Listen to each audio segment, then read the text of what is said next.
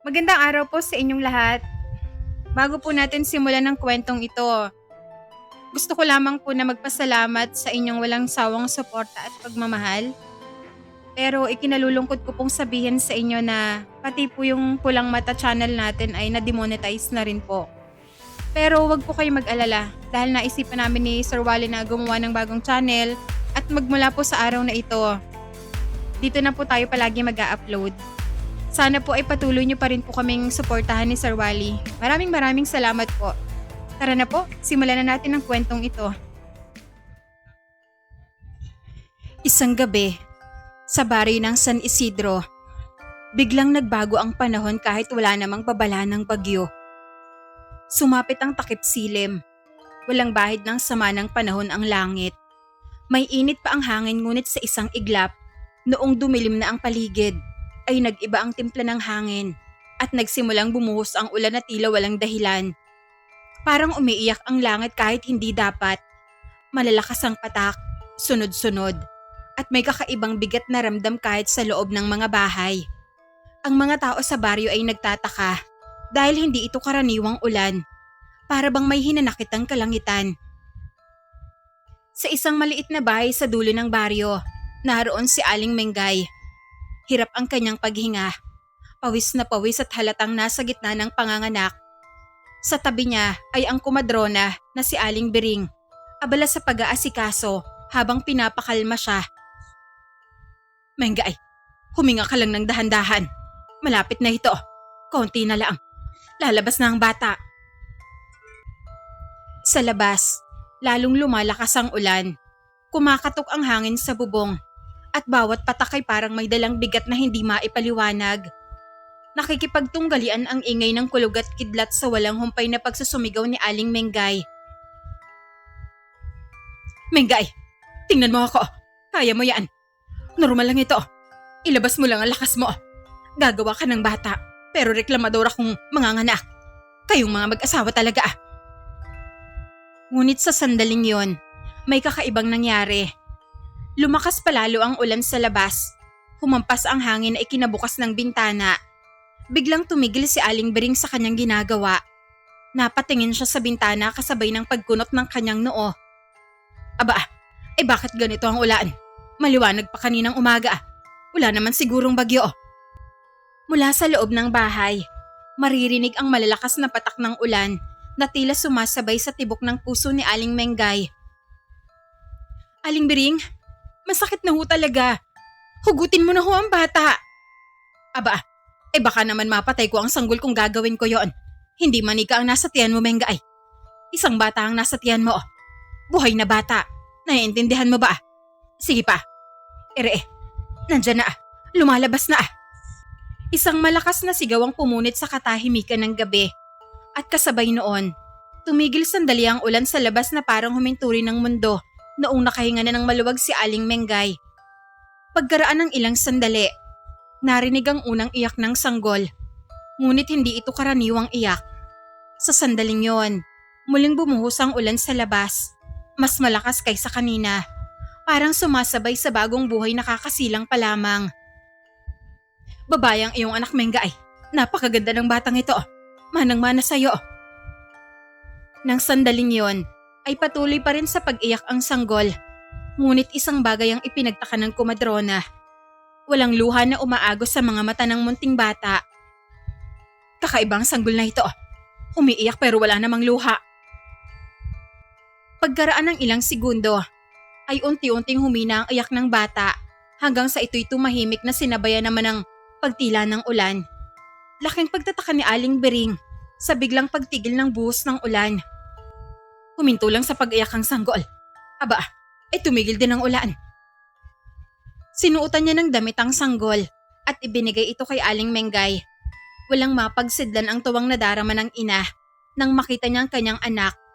Wari bang napawi ang naramdaman niyang sakit at pagod mula sa panganganak. Sa unang pagkakataon, hinalikan niya ang noo ng bata at marahan itong niyakap. Napakaganda mo, anak. Manang-mana ka talaga sa akin. Siguradong matutuwa ang ama mo kapag nakita ka niya.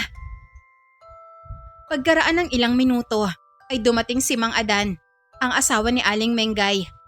Basang-basa ang suot nitong damit, mukhang pagod, at may dalang 2 kilong bigas at 1 kilong isda.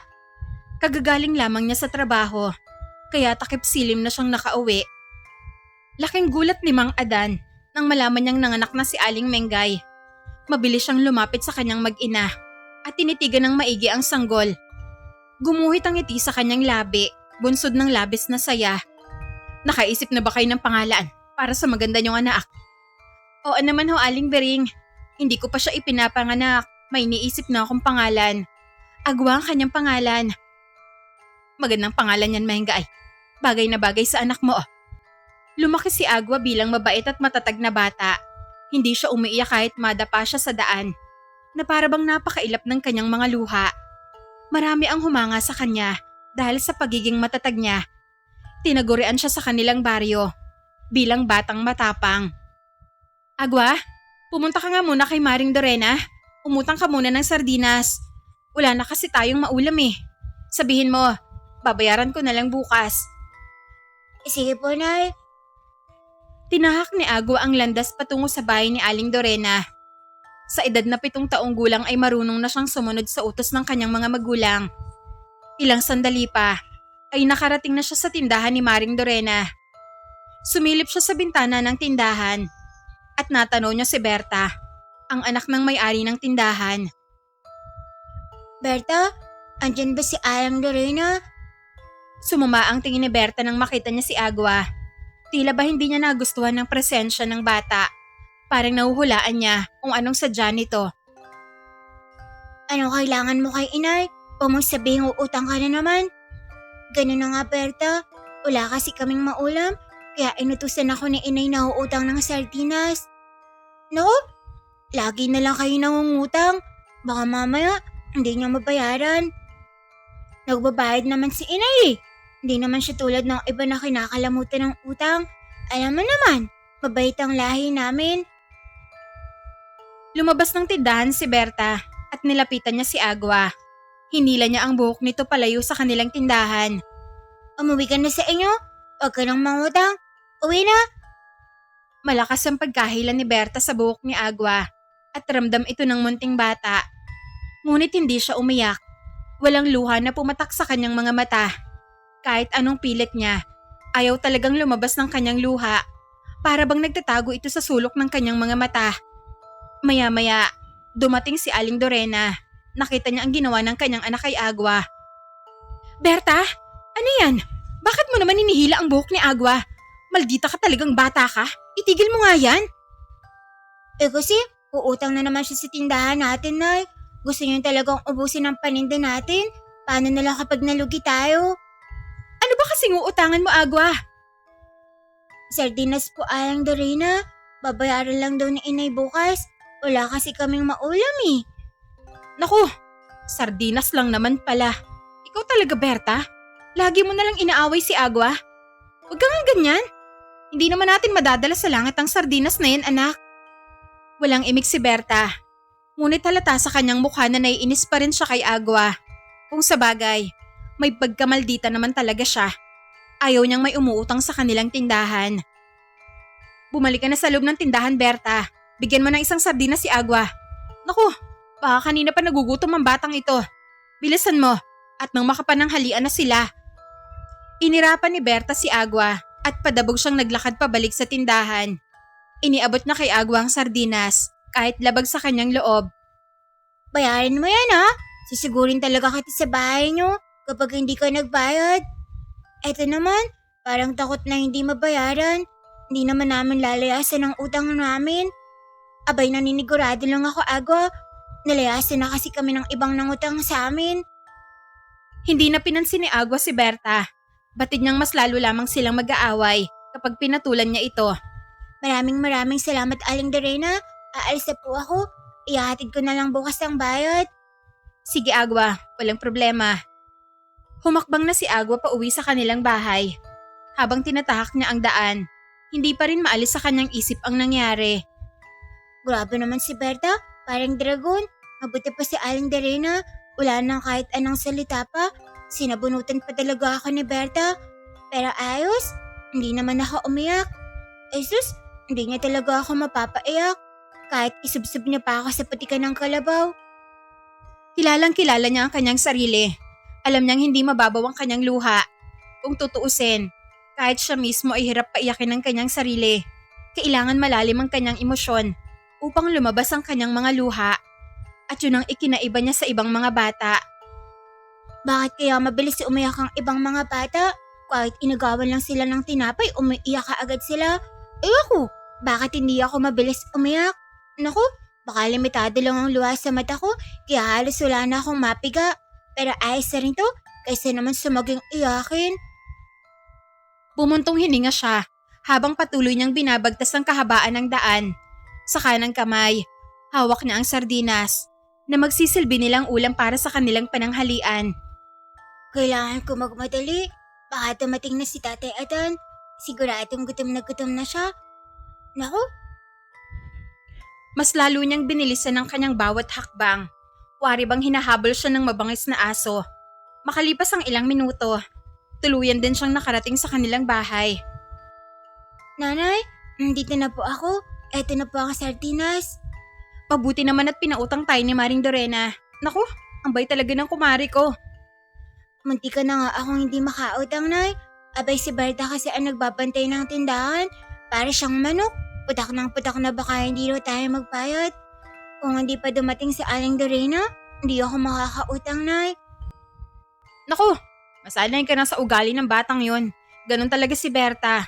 Ang daming dada bago magpautang. O siya, maghugas ka na ng kamay at kakain na tayo. Humahapdi na kasi ang tiyan ko sa gutom. Ang itay pala, dumating na ba siya? Wala pa rito ang tatay mo. Baka nawili yata siya sa panguhuli ng isda sa ilog. Paano yan, Nay? Kakain tayo kahit wala pa si Tatay? Oo anak, nagugutom na kasi ako. Kapag hihintayin pa natin ang ama mo, baka malipasan na tayo ng gutom sa kahihintay. Di, hindi siya makakapananghalian ngayon? Sana, uuwi na siya para sabay tayong kakain. Sige lang anak, pupunta na lang tayo sa ilog mamaya. Dala natin siya ng pagkain doon. Gusto ko ang ideya mo, Nay, para makagala naman ako sa ilog na yun. O siya, kakain na tayo. Pinaghatian nila ang konting laman ng sardinas para lamang magkaroon ng laman ng kanilang tiyan. Sarap na sarap si Agua sa kanilang ulam dahil sa malinamnam nitong lasa. Nagtabi na rin si Aling Mengay ng ulam para sa kanyang asawa. Pagkatapos nilang kumain, ay lumabas na sila ng bahay upang magtungo sa ilog, kung saan ay doon madalas na pumupunta si Mang Adan upang manghuli ng mga isda. Bitbit ni Agua ang supot ng pagkain para sa kanyang ama, samantalang daladala naman ni Aling Mengay ang matalim na itak. Mangahoy na rin tayo para hindi masayang ang pagpunta natin doon. Marami raw mga kahoy malapit sa ilog na yon. Sige po, Nay, tutulungan na kita sa pangangahoy. Habang tinatahak nila ang daan, nakakasalubong nila si Aling Belen. Pawisan, nagmamadali at halos hindi maipinta ang mukha. Agaran siyang napahinto nang matanaw niya ang mag-ina. Mengay, may masamang nangyari sa asawa mo. Lumakas ang kabog ng puso ni Aling Mengay matapos niyang maulinigan ang winika ni Aling Belen. Wari bang tumigil ang kanyang mundo ng sandaling yon? Ano ho? Ano nangyari sa asawa ko? Na paano siya? Huwag ka sanang mabibigla sa sasabihin ko. Mengay, patay na ang asawa mo. Inataka siya ng buhaya habang nanguhuli siya ng isda sa pulang ilog. Walang salita ang makapaglarawan sa sakit na nadarama ni Aling Mengay. Matapos niyang matanggap ang balita, halos hindi siya makapaniwala sa kanyang narinig. Ang pulang ilog ay sikat sa kanilang lugar bilang pinakamalaki, malinis at pinamumugaran ng iba't ibang isda. Ngunit sa kabila ng kagandahang taglay ng ilog, mahigpit na ipinagbabawal sa mga residente na huwag pumunta rito sapagkat ito ay labis na mapanganib dahil dito nabubuhay ang isang malaking buhaya na kinatatakutan ng mga tao. Ano? Pumunta sa pulang ilog ang asawa ko? Oo, Mengay. Ang sabi ni Ruel. Habang nangangahoy siya kanina, nakita niya ang asawa mo na nanguhuli ng mga isda sa pulang ilog. Tapos ay bigla na lang daw siyang inatake ng buhaya. Gusto niya man sanang tumulong, pero hindi na niya nagawa pa. Dahil duguan na nga si Adan. Isa pa, takot din si Ruel sa buhaya. Nako, ay ang laki ba naman kasi ng buhayang yon. Hindi niya talaga sinunod ang bilin ko. Bago siya umalis, Sinabihan ko na siyang huwag pupunta sa ilog na yon. Hindi na nagtagal pa sa pakikipag-usap si Aling Mengay. Mabilis siyang dumiretso sa pulang ilog kasama si Agwa. Nanginginig ang kanyang mga tuhod habang tinatahak niya ang daan. Pakiramdam niya ay mauubusan siya ng lakas habang iniisip niya ang nangyari kay Mang Adan. Nanay, wala na ba talaga si Itay? Totoo kaya nga sinabi ni Aling Belen? Bilisan mo ang paglalakad, Agwa. Huwag ka na muna magtanong dahil gulong-gulo na ang isip ko. Hindi ko kakayanin kapag may masamang nangyari sa tatay mo. Halos takbuhan na nila ang matarik na daan para lang mabilis na makarating sa pulang ilog. May kalayuan din kasi ito at masyadong pasikot-sikot ang daan. Hindi nila alintana ang masakit na sikat ng araw. Lakad lamang sila ng lakad. Sumasabay sa bigat ng kanilang hakbang ang bigat ng kanilang loob. Andito na tayo sa pulang ilog. Asan na kaya si Itay? Iginala nila ang kanilang tingin at natanaw nila ang nagkukumpulang mga tao sa tabi ng ilog. Ang iba sa kanila ay ingat na baka ay muling lalabas ang buwaya. Patakbong lumapit ang mag-ina sa mga tao. Tumigil ang mundo ni Aling Mengay sa kanyang natagpuan. Putol na ang katawan ng kanyang asawa. Tila kinain ng buwaya ang kalahati ng katawan nito mula sa baywang at pababa sa paa. Duguan ang natirang katawan nito. Kapansin-pansin din ang sugat sa dalawang kamay ni Mang Adan. Para bang sinusubukan niya pang lumaban sa buwaya bago siya tuluyang naputulan ng hininga. Adan! Ang asawa ko! Napaluhod sa lupa si Aling Mengay, kasabay ng pagbagsak ng hawak niyang itak. Niyakap niya ang kalahati ng katawan ng kanyang asawa habang nagsusumigaw siya, bunsod ng matinding galit at sakit. Narinig niya pa ang sinabi ng isang dalagita sa kanyang likuran. Naku, sinayang lang ni Mang Adan ang buhay niya. Alam naman niyang delikado ang ilog na to eh. Dito pa talaga siya nanghuli ng isda. Hindi na rin napigilan ng batang si Agwa ang sakit na kanyang nadarama habang pinagmamasdan niyang kawaawang bangkay ng kanyang ama. At sa sandaling yon, unti-unting pumatak sa kanyang mga mata ang luha na parabang nakikiramay ito sa kanya. Tatay, bakit mo naman kami iniwan ni Nanay? Di ba nga sabi mo, hindi mo kami iiwan? Pero bakit ko nito, Tay? Hindi ka na lang sana pumunta rito? Pinamahamak mo lang ang buhay mo. Kasabay ng paglakas ng ihip ng hangin, gumalaw ang tubig sa ilog. Wari bang may malaking nilalang sa ilalim nito na lumilikha ng matinding paggalaw ng tubig. Napaatras ang mga tao nang matanaw nilang malaking nilalang na lumalangoy sa gitna ng ilog. Nandiyan ang buwaya! Kailangan na nating umalis! Nag-unahan sa pagtakbo ang mga tao. Ang iba sa kanila ay hindi magkamayaw sa labis na takot. Sina Agwa at Aling Mengay na lamang ang naiwan sa tabi ng ilog. Tila walang balak umalis. Aling Mengay, umalis na kayo! Ano, magpapakain din ba kayo sa buwaya? Takbo na! Nananatiling walang kibo ang mag-ina. Napatingin si Agwa sa ilog at nakita niya ang napakalaking buwaya na bahagyang lumalangoy palapit sa kanilang kinaroroonan. Sumiklab ang galit sa loob ng puso ng bata. Hindi niya mapapatawad ang nilalang sa ginawa nito na pagpaslang sa kanyang ama. Habang papalapit ang buwaya, mas lalong tumindi ang galit sa dibdib ni Agwa. Hindi siya nakaramdam ng takot. Ang tanging nasa isip niya lamang ng sandaling yon ay ipaghiganti si Mang Adan. Demonyo kang buhaya ka? Pagbabayaran mo ang ginawa mo kay Itay ko? Kinuha niya ang itak na nasa tabi ni Aling Mengay at hinawakan ito ng mahigpit. Nagpupuyo siya sa galit habang pumapatak ang kanyang mga luha. Sa tindi ng kanyang pag-iyak, nabahira ng luha ang hawak niyang itak. Naramdaman niya na mas lalo siyang tumatapang at lumalakas. Tumayo siya at matapang na tumindig sa tabi ng ilog habang hinihintay ang paglapit ng buwaya.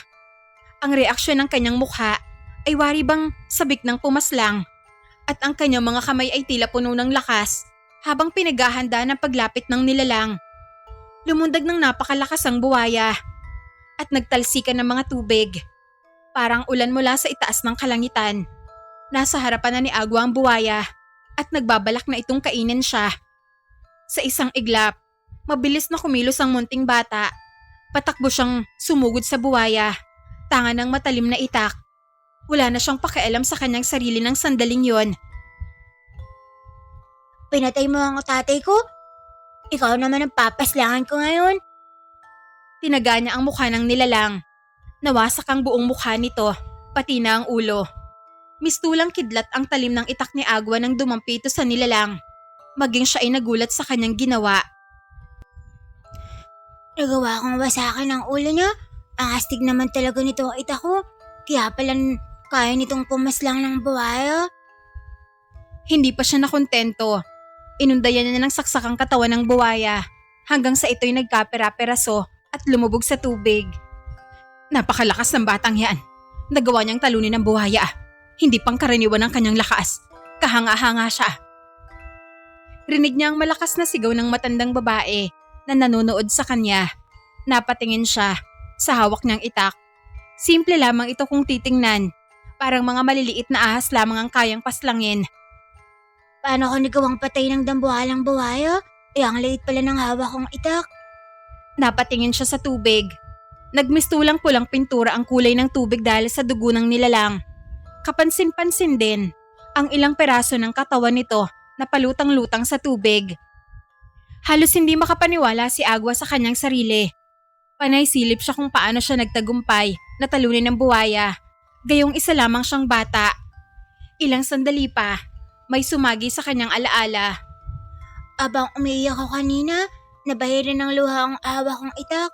Hindi kaya luha ko ang dahilan kung bakit naging malakas ang aking sindata. Makapangyarihan ba ang luha ko? Ramdam niya na tila may kakaiba talaga sa kanya. Naisip niyang hindi pangkaraniwan ang kanyang luha. Maya-maya, narinig niyang tinig ng kanyang ina.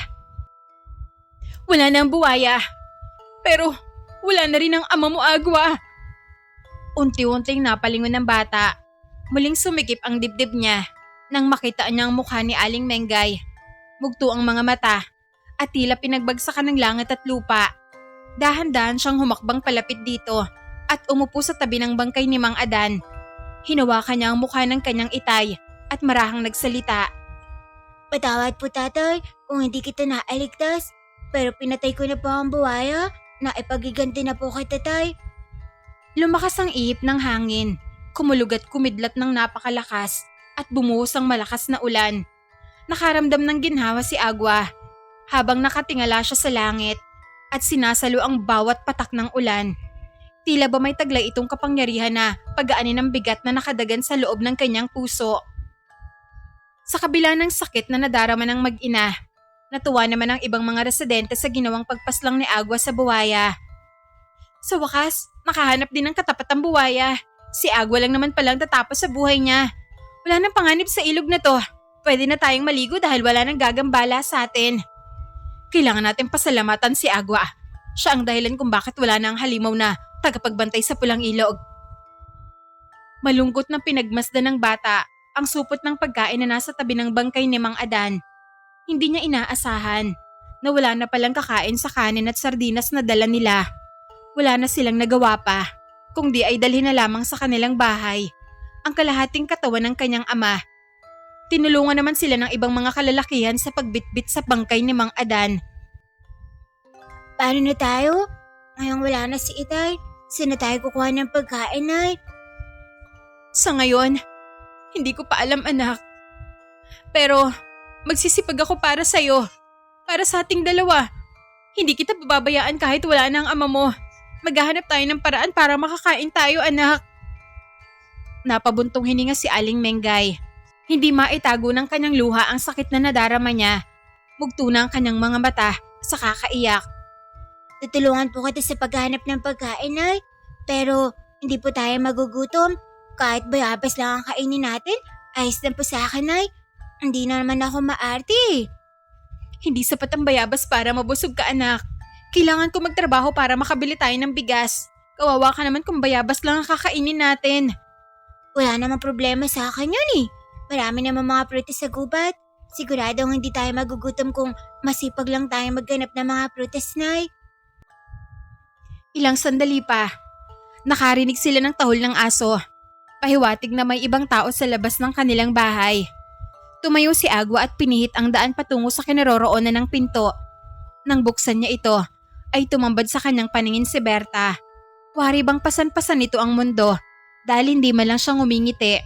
Magkasalubong ang mga kilay niya habang nakakunot naman ang kanyang noo. Berta, bakit nandito ka? Anong sadya mo? Abay, nandito ako para maningil ng utang mo. Di ba sabi mo kahapon, babayaran mo ang utang mong sardinas? Nasaan na? Kanina pa kita hinihintay sa tindahan, pero ni anino mo ay hindi nagpakita. Siguro, wala kang balak magbayad ng utang mo, no? Napaawang naman ang labi ni Agua. Sa bigat ng kanilang problema, ay nakalimutan niya na may utang nga pala siya sa tindahan ni Aling Dorena. Naku, pasensya ka na Berta, nakalimutan ko na. Ayan, dyan ka magaling Agua. Pagkatapos mong lantakan ng sardinas, wala ka nang balak magbayad. Kinalimutan mo na lang ang utang mo sa amin. Hindi naman sa kinalimutan ko Berta, sadyang marami lang kasi akong iniisip. Namatay kasi si Itay, kaya problemado kami ngayon ni Nanay. Biglang nagbago ang reaksyon ng mukha ni Berta. Nakaramdam siya ng awa para kay Agua.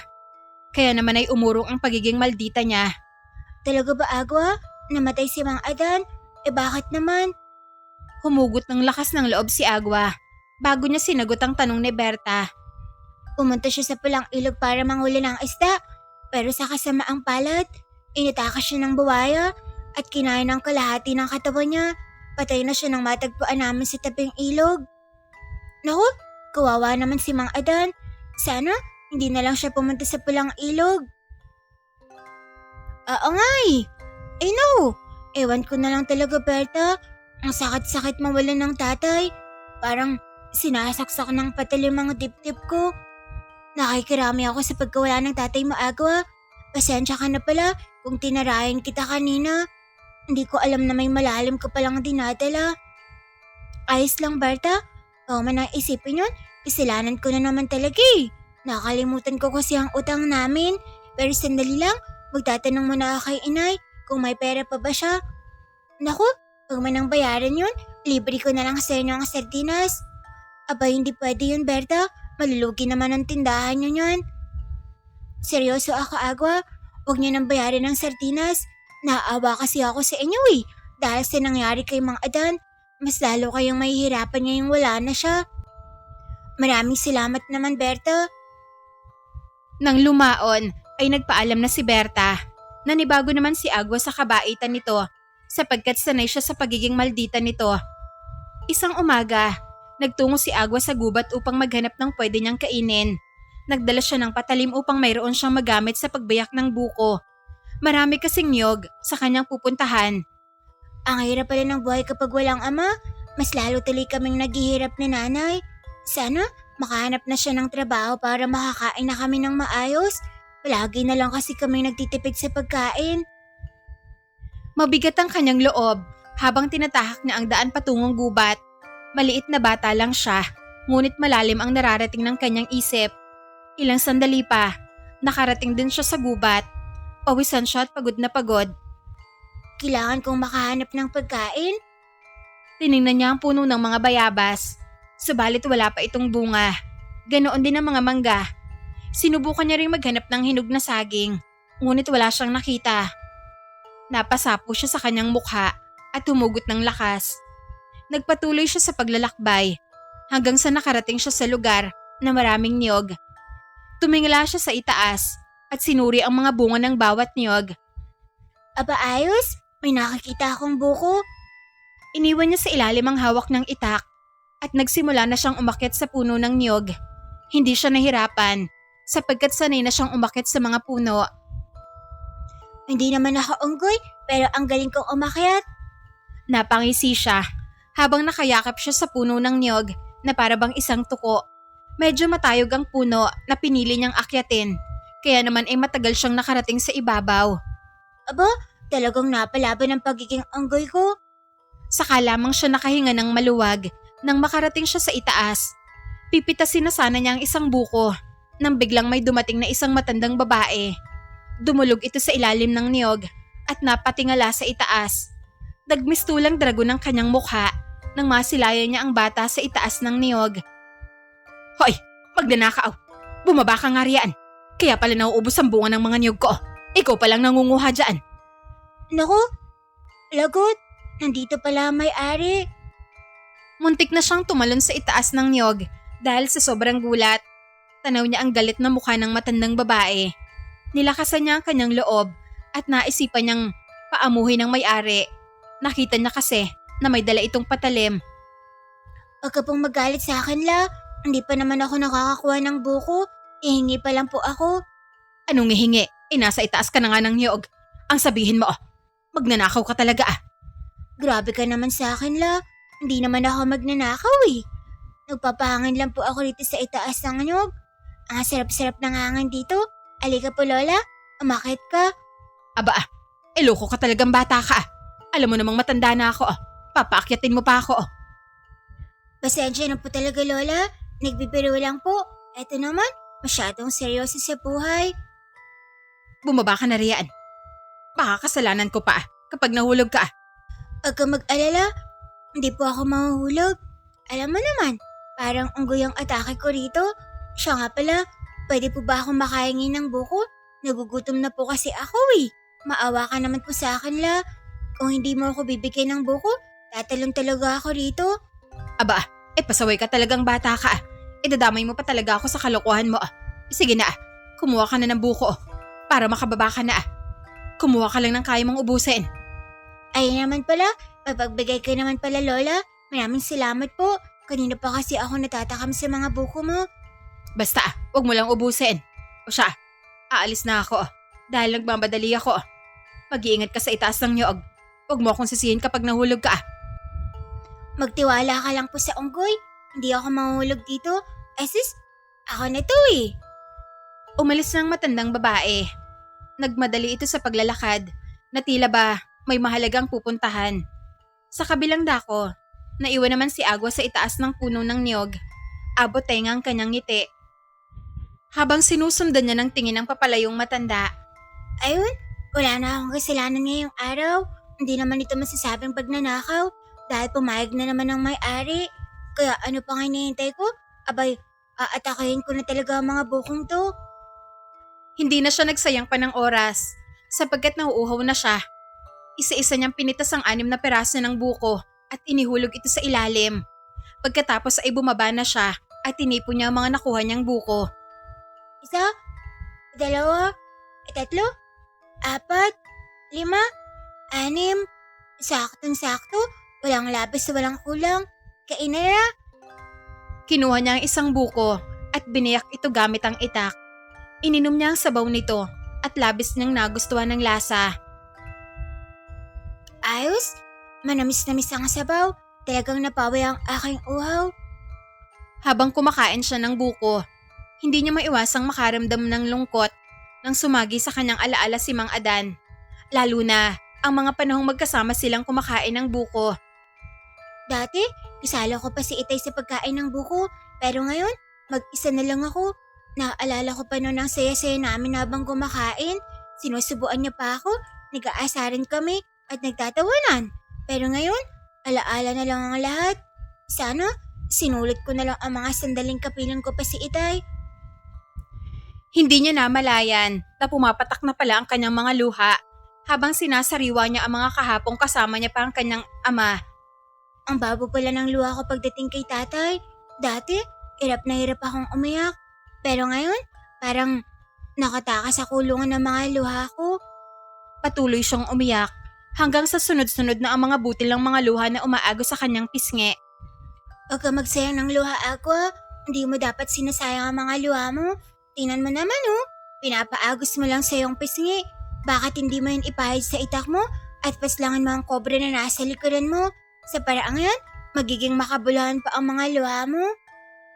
Napatigil siya sa pagnguya nang maulinigan niya ang boses ng isang batang babae. Halos magkaedad lamang silang dalawa at parehong may laban ng kanilang ganda. Walang ideya si Agua kung sino ang batang nasa harapan niya. Bakit mo ako kilala? Sino ka? Tsaka na ako magpapakilala. Patayin mo muna ang ahas na nasa likuran mo para walang sigabal sa ating usapan. Pahiran mo ng luha ngayong itak bago mo siya salakayin. Sa paglingon ni Agua, bumungad sa kanya ang malaking kobra. Nakataas ang katawan nito, nakabuka ang leeg, at ang mga mata ay nakatitig ng matalim. Tila handa na itong sumugod anumang oras. Kaagad namang umalis to si Agua upang iligtas ang kanyang sarili sa anumang kapahamakan. Gamit ang kanyang palad, hinawakan niya ang kanyang luha at ipinahid ito sa hawak niyang itak. At sa sandaling yon, muli niya na namang naramdaman ang kakaibang enerhiya na hindi niya maipaliwanag. Matapang niyang hinarap ang kobra habang nasa unahan ng isa niyang paa upang hindi siya mawalan ng balanse. Akmang tutuklawin na sana siya ng nilalang nang bigla niya itong tinaga gamit ang itak. Naputol ang ulo nito, tumalsik sa malayo at sumirit ang dugo mula sa leeg nito. Ang lakas ko, para akong sinaniban ng 10 higante. Pinagmasdan niya ng maigi ang kobra sa pag-aakala na namamalikmata lamang siya. Ngunit sadyang totoo ang kanyang nakikita. Putol na ang ulo ng nilalang at katawan na lamang ang naiwan. Maya-maya, narinig niya ang sunod-sunod na palakpak mula sa mga kamay ng batang babae. Ang galing mo, Agua. Ngayon, alam mo nang makapangyarihan ng luha mo? Napalingon siya at nagtagpo ang kanilang mga tingin. Tanaw niya sa sulok ng mga mata nito ang paghanga. Sino ka? Ako si Selena, anak ng tagapangalaga ng tubig. Bakit nandito ka sa gubat? Anong ginagawa mo rito? Wala lang. Gusto ko lang istorbohin ka. Talaga ba? Naku, baka may binabala kang masama sa akin ha? Ano ka ba naman, Agua? Wala akong masamang balak sa'yo. Gusto nga kitang maging kaibigan eh. Umahanga kasi ako sa kapangyarihan ng luha mo. Paano mo naman nasabi na may kapangyarihan ng luha ko si Lina? Dahil nararamdaman ko, Agua. Isa pa, nakita mo na naman kanina na nagawa mong putulin ang ulo ng ahas pagkatapos mong payarin ng luha ang iyong itak. Bukod riyan, nagtagumpay ka rin paslangin ng buwaya sa pamamagitan lamang ng iyong mga luha. Napaawang ang labi ng batang si Agua. Labis nang ikinabigla ang kanyang nalaman. Umayo siya ng tayo at saka nagsalita. Oo nga, napansin ko na parang may kakaiba sa aking mga luha. Pero paano mo nalaman na pinaslang ko ang buwaya? Ngumiti si Selena. Ang uri ng ngiti na wari bang nang aasar. Syempre, dahil nakita ko kung paano mo pinaslang ang buwaya sa pulang ilog. Nakita mo? Paano? Wala ka naman dun ng araw na mangyari yun. Kalokohan. Nandun ako, Agua, pero hindi mo ako nakikita. Tulad ng sinabi ko kanina, anak ako ng tagapangalaga ng tubig. May tagli akong kapangyarihan na naiiba sa mga ordinaryong tao. Kaya kong panoorin ng mga tao na hindi nila ako nakikita. Iba ang mundong pinanggalingan ko, malaya, tahimik at payapa. Ibig mong sabihin, hindi ito ang totoong mundo mo? Ganun na, Agua. Nasa na ang mundo nyo? Ang mundo namin ay puno ng hiwaga. Hindi ito nakakita ng mga ordinaryong tao. Ganun ba? Di ang astig pala ng mundo nyo. Pero bakit mo ba ako nilapitan, Selena? May kailangan ka ba sa akin? O gusto mo lang na mag-usap tayo? Nandito ako dahil may nais akong sabihin sa'yo, Agua. Kailangan mong malaman na hindi karaniwan ng luha mo. Kailangan mo itong gamitin sa tamang paraan. Hindi yung pinapaagos mo lang sa pisngi mo. Ano ba talagang meron sa luha ko, Selena? Bakit lumalakas ako tuwing pinapahid ko ito sa hawak kong sandata? Ang luha mo ay parang kidlat para sa mga mababangis na hayop. Kapag tumama sa kanilang iyong sandata na may bahid ng luha, mawawasak ang bahagi ng kanilang katawan na tinamaan ng sandata. Puminta ang masayang ngiti sa labi ni Agua. Tuwang-tuwa siya sa kanyang nalaman. Kumislap ang kanyang mga mata na tila baliwanag ng araw. Oh, totoo ang asigang luha ko. Kaya pala, napaslang ko ang buwaya at kobra. Naku, luha lang pala ang katapat nila. Kung ganun, kayang-kaya ko palang talunin ng lahat ng mga bababangis na hayop. Hindi lang mababangis na hayop ang pwede mong paslangin, Agua. May kapangyarihan ka ring lupigin ang mga nilalang ng dilim. Tulad na lamang ng aswang, ang luha mo ay parang asidong kumakain sa laman ng aswang. Kaya kapag nakakita ka ng aswang, pahirin mo lang ng luha ang iyong sandata para bigla itong hihina kapag tumama ito sa kanang katawan. Salamat sa impormasyon, Selena. Ngayon ko lang nalaman na hindi lang pala basta luha ang pumapatak sa aking mga mata. Pero kailangan mo ring malaman, Agua, na hindi sa lahat ng pagkakataon ay may luha kang ilalabas. Kailangan nasasabay ang iyong emosyon upang magawa mong umiyak. May mga sandali na parang susubukin ka ng panahon Yung tipong nasa harapan ng kalaban mo pero hindi ka pa rin handa dahil ayaw sumabay ng iyong mga luha. Naku, ang hirap pala. Mailap pa naman ang mga luha ko. Pero sige lang Selena, kung darating man ang oras na makikipaglaban ako sa mga nililang ng dilim, gagawin ko ang lahat ng aking makakaya para lumabas sa mga luha ko. Sige lang, ito lang ang tandaan mo Agua. Para makaiyak ka, kailangan tunay ang iyong emosyon. Maaaring bunga ng takot, sakit na pagkawala. Hindi lumalabas ang luha kapag peke ang emosyon mo. Tumango si Agua. Pahiwatig na nauunawaan niya ang kanyang naulinigan. Hindi nagtagal, nagpaalam na ang batang si Selena. Sumiksik ito sa masukal na bahagi ng gubat at hindi na natanaw pa ni Agua. Ano raw? Makapangyarihan ang luha ko? Kaya pala ang lakas ko nung kinalaban ko ang buwaya. Pati na ang kobra. Mabuti na lang talaga at nagpakita sa akin si Selena. Kung hindi dahil sa kanya, hindi ko malalaman na may taglay palang hiwaga ang aking luha. Kailangan na malaman ito ni nanay. Siguradong matutuwa siya sa hatid kong balita. Hindi na siya makapaghintay na ibalita kay Aling Mengay ang kanyang nalaman. Binitbit niya ang natirang 3 perasong buko, pati na ang kanyang itak. At saka tinahak ang landas pauwi sa kanilang bahay. Habang tinutungo niya ang kahabaan ng daan, hindi niya maiwasang isipin kung gaano siya kaswerte dahil sa pagkakaroon ng makapangyarihang luha. Nandito na ako sa tapat ng bahay. Naku, kakapagod maglakad. Dumating na kaya si inay? Maya-maya, natanaw niya ang usok mula sa kanilang kusina. Napangiti siya, hindi dahil sa usok, kundi dahil naramdaman niya ang presensya ng kanyang ina. Umuusok ko sa kusina. Ibig sabihin, nagluluto si inay. Mabuti naman na tumating na siya. Mabilis siyang humakbang patungo sa kanilang kusina. Inilagay niya sa ilalim ng mesa ang 3 perasong buko. Nandyan ka na pala anak. Saan ka galing? Kanina pa ako tawag ng tawag sa'yo pero hindi ka naman sumasagot. Galing po ako sa gubat, Nay. At ano naman ginawa mo sa gubat na yon? Ano, magpapakain ka ba sa mga ahas? Kung saan-saan ka talaga pumupunta, Agua. Hindi naman ako gumala, Nay. Naghanap lang ako ng pagkain. Nagutom na kasi ako eh. O eto, may dala pa nga akong buko. Ninakaw mo ba yan, Agua? Hindi ba't sinabi ko sa'yo na huwag kang manguha ng hindi natin pagmamay-ari? Hindi ko yan ninakaw, Nay. Humingi po ako sa may-ari. Mabuti naman kung ganon. O siya, magugas ka na ng kamay mo. Kakain na tayo mamaya. Oh, ang bango ng niluluto mo ah. Siguro, may nahanap ka ng trabaho, Nay. Siguro, may nahanap ka ng trabaho, Nay. Wala pa nga anak. Nag-ikot-ikot na ako kanina pero wala pa rin akong nahanap na trabaho. Humira muna ako ng pera kay Marta. 200. Ibinili ko ng bigas at kalahating kilo ng isda. Hayaan mo anak, makakahanap din ako ng trabaho. Sana nga po, Nay. Pero baka gusto mong samahan kita sa paghahanap. Wag na anak, Lunes na bukas. May pasok ka na. Oo nga pala. Naku, munti ko nang makalimutan. Siya nga pala, may sasabihin ako sa'yo. Pero mamaya na, kain muna tayo. Dahil gutom na po talaga ako. Mahapdi na ang tiyan ko. Sige anak, tamang-tama, luto na ang sinigang na isda.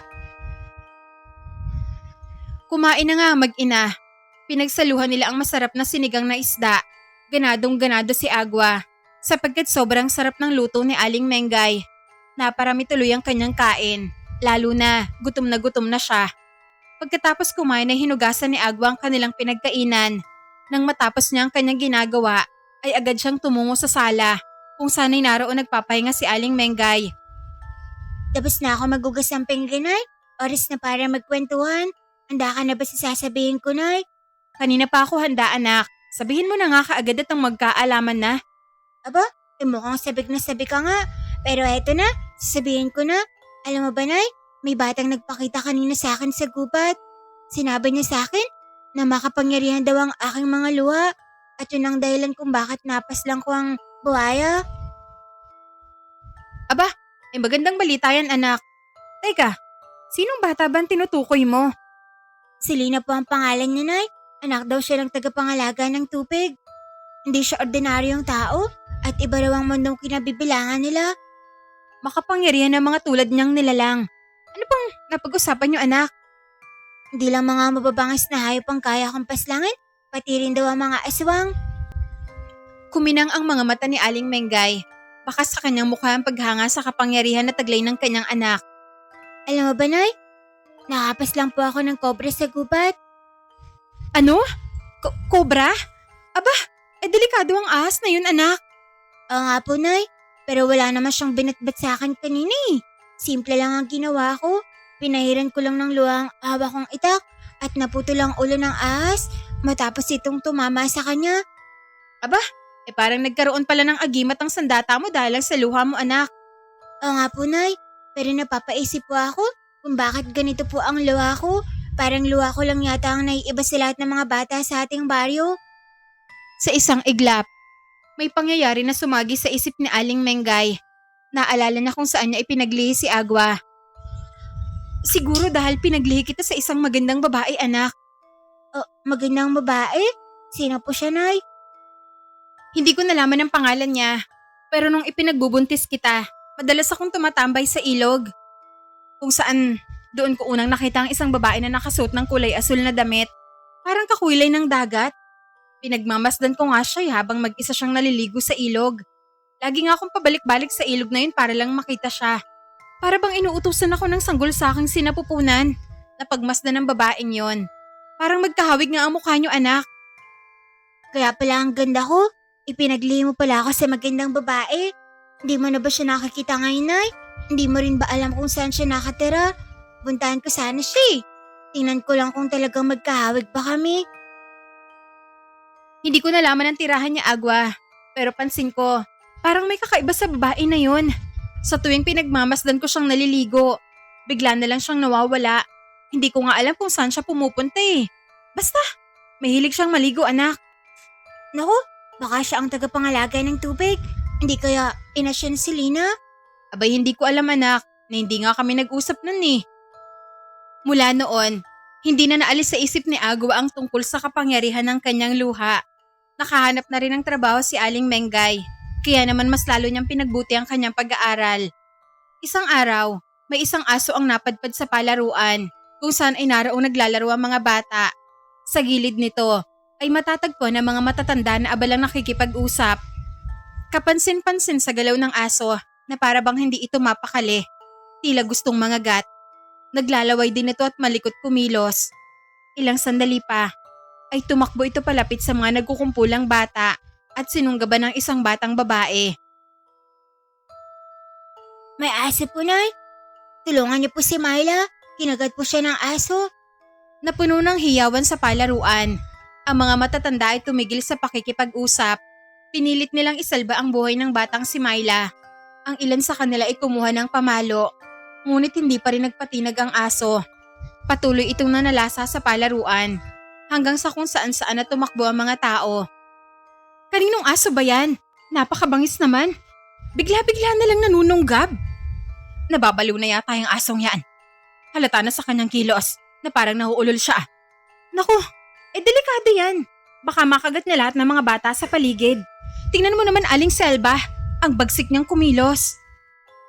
Nagtulungan ang mga matatanda na pigilan ang aso sa pananalasa. Ngunit hindi nagpatinag ang nilalang. Tumatakbo ito kung saan-saan at ilan sa mga bata ay umakyat na sa puno ng mangga at ang iba naman ay nagtakbuhan na pauwi sa kanilang bahay. Naku, napakadelikado talaga ng asong yan. Sa gitna ng gulo, biglang napadaan si Agwa. Kitang-kita niya kung paano nagkakagulo ang mga tao habang ilan sa kanila ay hinahabol ng aso. Unang tingin pa lang ay natukoy na niya kung anong klaseng aso ang nagugulo sa mga residente. Naku, aswang ang asong yan. Kailangan ko siyang paslangin. Naghanap siya ng matulis na bagay na maaaring gawing sandata laban sa pag-atake sa aso. Natanaw niya ang isang sibat na hawak ni Aling Perla. Walang sinayang na sandali si Agwa. Mabilis niyang hinablot ang sibat na siya namang ikinagulat ng may-ari nito. Mayroon po, Aling Perla. Akong bahala sa aso na yan. Habang pinapalo ng isang matandang lalaki ang aso, mas lalo itong naging mabagsik. Hanggang sa nagbago ang anyo nito, ang asong parang baliw ay naging isang aswang. Taglay nito ang nanlilisik na mga mata, nakakatakot na pangil at mahabang kuko. Napaatras ang lahat, maliban na lamang kay Agwa. Kailangan kong umiyak. Kailangan ko ang luha ko ngayon. Kaagad siyang nag-isip ng mga eksena na makabagbag damdamin, ngunit sadyang mailap ang kanyang luha. Luha, nakikiusap ako. Lumabas ka sa mga mata ko. Kung ano-anong malulungkot na pangyayari ang iniisip niya para lamang lumabas ang kanyang luha. Nagtataka na sa kanya ang mga tao sa paligid kung bakit hindi pa siya tumatakbo palayo. Hoy Agwa, tumakbo ka na. Hindi mo ba nakikita ang aswang? Eto na mga si ate. Sagabal si drama ko. Ayaan mo na ako rito. Iiyak lang ako. Hindi naman yata natatakot ang bata na yan. Hindi ba't siya rin ang pumatay ng buwaya sa pulang ilog? Oo nga ho, pero magkaiba ang buwaya sa aswang. Mas nakakatakot pa rin ang halimaw na yan. Pumaripas sila ng takbo patungo sa loob ng bahay at nagtago. Tanging si Agwa na lamang ang naiwan sa labas. Kaharap niya ang aswang, ngunit hindi pa ito umaatake. Tila ba sinusulit pa nito ang pagkakataon na pagmasdan ang malusog na katawan ng bata. Tama yun?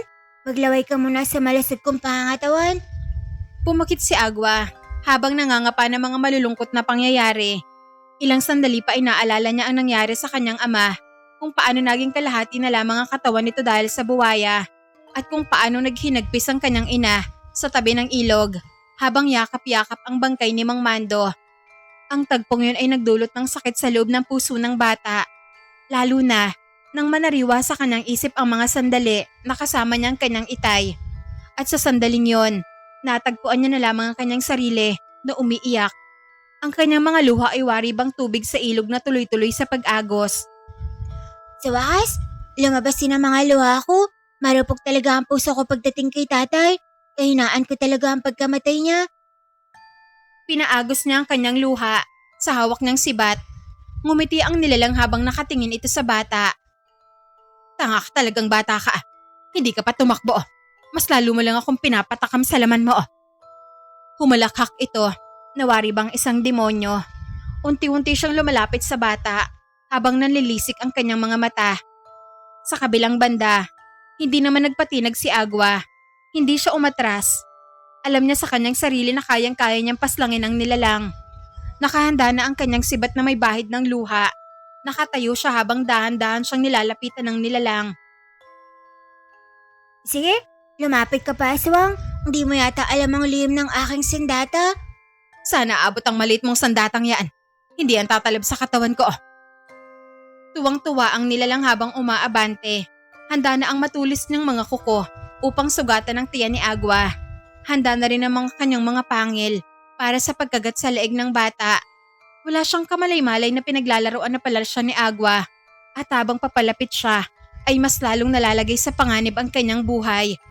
Asipag mo namang lumapit. Para mo na rin hinahatid sa impyerno ang buhay mo.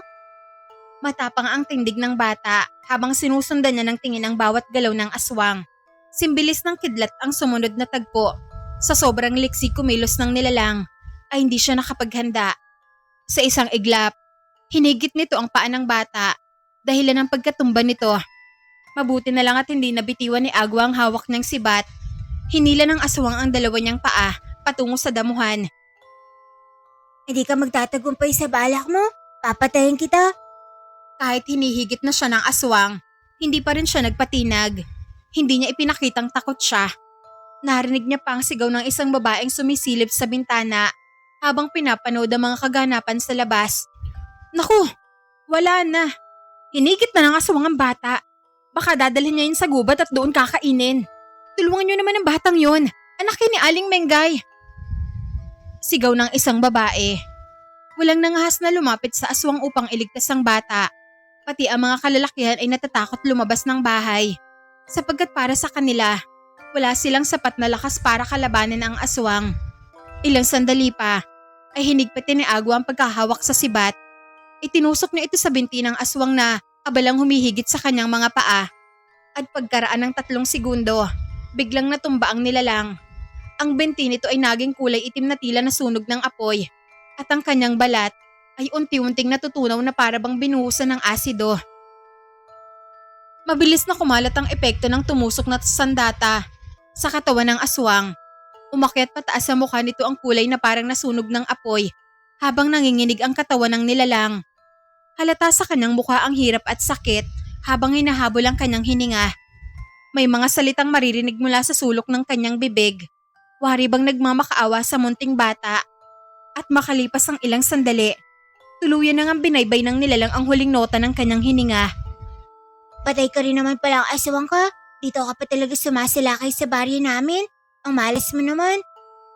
Nakangisi ang bata habang pinagmamasdan niya ang sunog na bangkay ng aswang. Kinuha niya ang sibat na nakatusok sa binti ng nilalang. Kahit ako, hindi ako makapaniwala sa nangyari sa nilalang na to. Ganito pala kalakas ang kapangyarihan ng aking luha. Maya-maya, nakarinig siya ng mga yabag mula sa kanyang likuran. May mga taong nagtakbuhan palapit sa kanya at isa na nga roon si Aling Mengay. Pagkarating niya, ay agad niyang niyakap ang kanyang anak. Mabuti naman at ligtas ka, anak. Akala ko mapapaslang ka na ng aswang na yan. Hindi niya ako kaya, Nay. Alam mo naman, parang may agimat ang bawat patak ng luha ko. Lumapit din sa kanila ang may-ari ng sibat na si Aling Perla. Tuwang-tuwa ito habang nakatingin sa bangkay ng aswang. Mabuti na lang at pinahiram ko sa iyo ang aking sibat. Kung hindi dahil dyan, hindi mo sana napaslang ang aswang. Malakas talaga ang sibat kong yan. Kaya dapat kang magpasalamat sa akin, Agwa. May pagmamayabang sa tono ng boses ni Aling Perla at hindi ito nagustuhan ni Aling Mengay. Tumayo siya at bahagyang humarap kay Aling Perla. Salamat at pinahiram mo sa anak ko ang iyong sibat. Aba, tama yan, Mengay. Pasalamatan mo dapat ang sandatang ginamit ng anak mo na nanggaling sa akin. Umiling si Aling Mengay, tila sumasalungat sa winika ni Aling Perla. Ikaw nga may-ari ng sibat pero hindi yan ang dahilan kung bakit napaslang ni Agwa ang aswang na to, Perla. Alam mo ba kung anong pinakadahilan? Yun ay ang luha ng anak ko na pinaagos niya sa sibat bago ito itinusok sa binti ng nilalang na yan. Nanlaki naman ang mga mata ni Aling Perla, pati ng ibang mga tao sa paligid na nakarinig. Halos hindi sila makapaniwala. Ano? Luha ng anak mo? Eh nako! Pinaglololoko mo ba kami, Mengay? Anong tingin mo sa batang yan? May kapangyarihan ang luha niya. Abay, walang ganun, Mengay. Tama ka, Aling Perla. Makapangyarihan nga ang luha ni Agwa. Una, nagawa niyang paslangin ang buwaya sa pulang ilog gamit ang itak na may bahid ng luha niya. Pangalawa, napaslang niya ang kobra. At ngayon nagtagumpay siyang paslangin ng aswang gamit ang iyong sibat na may bahid ng luha ng anak ko. Marami ang nagulat sa winika ni Aling Mengay. Maya-maya, nagsalita ang isang matandang babae. Oo nga naman, si Agwa pala ang pumaslang sa buhaya na naninirahan sa pulang ilog. Kitang-kita yun ng dalawa kong mata. Kung ganoon, totoo nga na may taglay na kapangyarihan ng luha niya. Kakaiba pala ang batang ito. Sang-ayon ho ako sa sinabi ni Aling Salda. Isa pa, hindi naman mapapatay ang aswang sa simpleng sibat lang. Kahit nga gumamit ka pa ng baril, hindi pa rin ito basta-basta tatalab sa katawan ng aswang. Ibig sabihin, totoo nga ang pinaglalaban ni Aling Mengay na makapangyarihan nga ang luha ni Agwa. Sabat naman ng isang dalaga sa baryo. Karamihan sa kanila ay sumasang-ayon sa dalagita. Sa kabilang dako, natamemay naman si Aling Perla. Hindi niya alam kung ano ang sasabihin niya. Wari bang nauubusan siya ng mga salita. Pagkaraan ng ilang segundo, ay lumapit sa kanya si Agwa. Bit-bit ang sibat. May ngiti sa labi ng bata nang magtagpo ang kanilang tingin. Binabalik ko na po ang sibat mo, Aling Perla. Maraming salamat po sa pagpapahiram. Malaking tulong po ito sa akin. Tipid nang umiti si Aling Perla. Nakaramdam siya ng hiya dahil sa kanyang mga sinabi. Habang nakatingin siya sa mga mata ni Agwa, ay nakikita niya na tila nga may kakaiba sa bata. Huwag na po kayong tumambay rito sa labas. Pumasok na po kayo sa mga bahay niyo. Baka mamaya, panibagong aswang na naman ang sasalakay. Akala ko kanina nababaliw lang ang aso na yon. Kaya pala mabangis kong sumunggab. Aswang pala. Mabuti na lang at napaslang mo na siya, Agwa. Tara na mga kapitbahay. Pumasok na tayo sa loob ng bahay natin. Baka mapano pa tayo rito. Nagpasalamat ang mga tao sa munting bata bago sila umalis. Mula noon, mas lalong nakilala ng mga taong kapangyarihan at taglay ng luha ni Agwa. Naging mataas ang tingin nila sa bata, pati na rin kay Aling Mengay. Isang araw, isang ina ang naglalakad patungo sa mga nagkukumpulang tao. Pawisan at pawang problemado. Hindi rin maitago ng kanyang mga mata ang pagbagsak ng kanyang mga luha. Ano ang problema mo, Aling Telma? Bakit to umiiyak ka? Nag-away na naman ho ba kayo ng asawa mo? Tulungan niyo ako. Ang anak kong si Myla. Kanina pa siya nagwawala. Pinagtatatapo niya ang mga gamit sa loob ng bahay namin. Hindi ko siya makontrol. Dahil sobrang lakas niya. Maawa kayo sa anak ko. Hindi ko na alam kung anong gagawin ko. Aba, baka naman sinapian siya. Ganyan ang mga katangian ng mga taong sinasapian ng demonyo. Hindi ko nga alam. Hindi ko talaga alam kung ano bang nangyayari kay Myla. Hindi ba siya ang batang kinagat ng asong-aswang nung nakarang araw? Hindi kaya nagkarabe siya dahil sa kagat? Kung nagkarabes man siya, abay delikado ho yun. Kailangan na mapaturukan kaagad ang anak mo, Aling Telma. Paano ko siya mapapaturukan? Nagwawala nga siya. Sinusuntok niya nga ako kapag lalapit ako sa kanya. E di igapos natin ang mga kamay niya at paa. Para hindi na siya makapalagpa. Simpleng problema lang yan, Aling Telma. Kulang ka lang sa diskarte. Tara na nga, tutulungan ka na lang namin. Nagpunta sila sa bahay ni Aling Telma. Nagtulong-tulong sila sa paggapos kay Myla. Kahit nakagapos na ang mga kamay nito, ay hindi pa rin siya kumakalma. Mas lalong nagiging agresibo habang sinusubukang kagatin ng kadena. Gayunpaman, nagawa pa rin nila itong dalhin sa pagamutan at nilapatan ng karampatang lunas. Ngunit habang lumalipas ang araw, mas lalong lumalala ang sitwasyon ni Myla. Hindi na normal ang nangyayari sa kanya. Madalas siyang agresibo, nananakit at naglalaway. Mapili na rin siya pagdating sa pagkain. Ayaw niyang kumain ng mga gulay at iba pang mga ulam na may sangkap na bawang at asin. Kaya naman ay hindi na nakakatulog ng maayos si Aling Telma dahil sa kababantay sa kanyang anak. Agwa, anak, nabalitaan mo bang nangyari sa anak ni Telma? Yung panganay niyang si Myla? Bakit? Paano po ba siya? Abala kasi ako sa pag-aaral, kaya wala na akong oras para magsaga pa ng chismis. Naku, ibang-iba na raw ang ugali ng dalaga na yon. Madalas daw nananakit at nagiging agresibo. Kahit kalagitnaan ng gabi. Aba, nagsusumigaw daw. Parang gusto raw tumakas sa kanilang bahay. Naku, kawawa naman si Ate Myla. Siya yung kinagat ng asaw-aswang, hindi pa? Oo nga anak, siya nga yun. Pero ayon sa iba, naturukan na raw yan pero parang mas lumala raw ang kondisyon. Mapili na raw pagdating sa pagkain. Samantalang dati, kung ano-ano lang yung nilalamon ng dalagang yun. Pero ngayon, karne na lang daw ang kinakain niya. Saglit na tumahimik si Agwa. May naisip siyang ideya. Hindi kaya nahawaan siya ng pagiging aswang? Nanlaki naman ang mga mata ni Aling Mengay. Labis niyang ikinabigla ang winika ng kanyang anak. Naku, wag naman sana anak. Nakakatakot pa naman ang mga aswang. Pero di ba Nay, aswang-aswang ako magat sa kanya. May posibilidad talaga na magiging aswang din po siya. Sana, hindi mangyari yon. Kawawa naman ang dalagang yon kapag nahawaan ng pagiging aswang. Hindi pa man nangyayari ang iniisip ni Agwa, ay kinikilabutan na kaagad si Aling Mengay. Habang lumilipas ang mga araw, mas lalong lumalala ang kalagayan ng dalagitang si Myla. Nahihirapan na si Aling Telma kung paano niya pakikisama na ugali ng kanyang anak. May mga sandaling tahimik ito at bigla na lamang nagsusumigaw. Tila ba nawawala sa katinoan. Myla, anak, kumain ka na. Nagluto na ako ng masarap na pansit. Paborito mo ito, hindi ba? Ayoko niyan. Pangit naman ang pagkain na yan eh. Hindi pangit ang pansit, anak. Paborito mo nga ang pagkain na ito. At alam mo ba, ang sarap-sarap ng luto ko.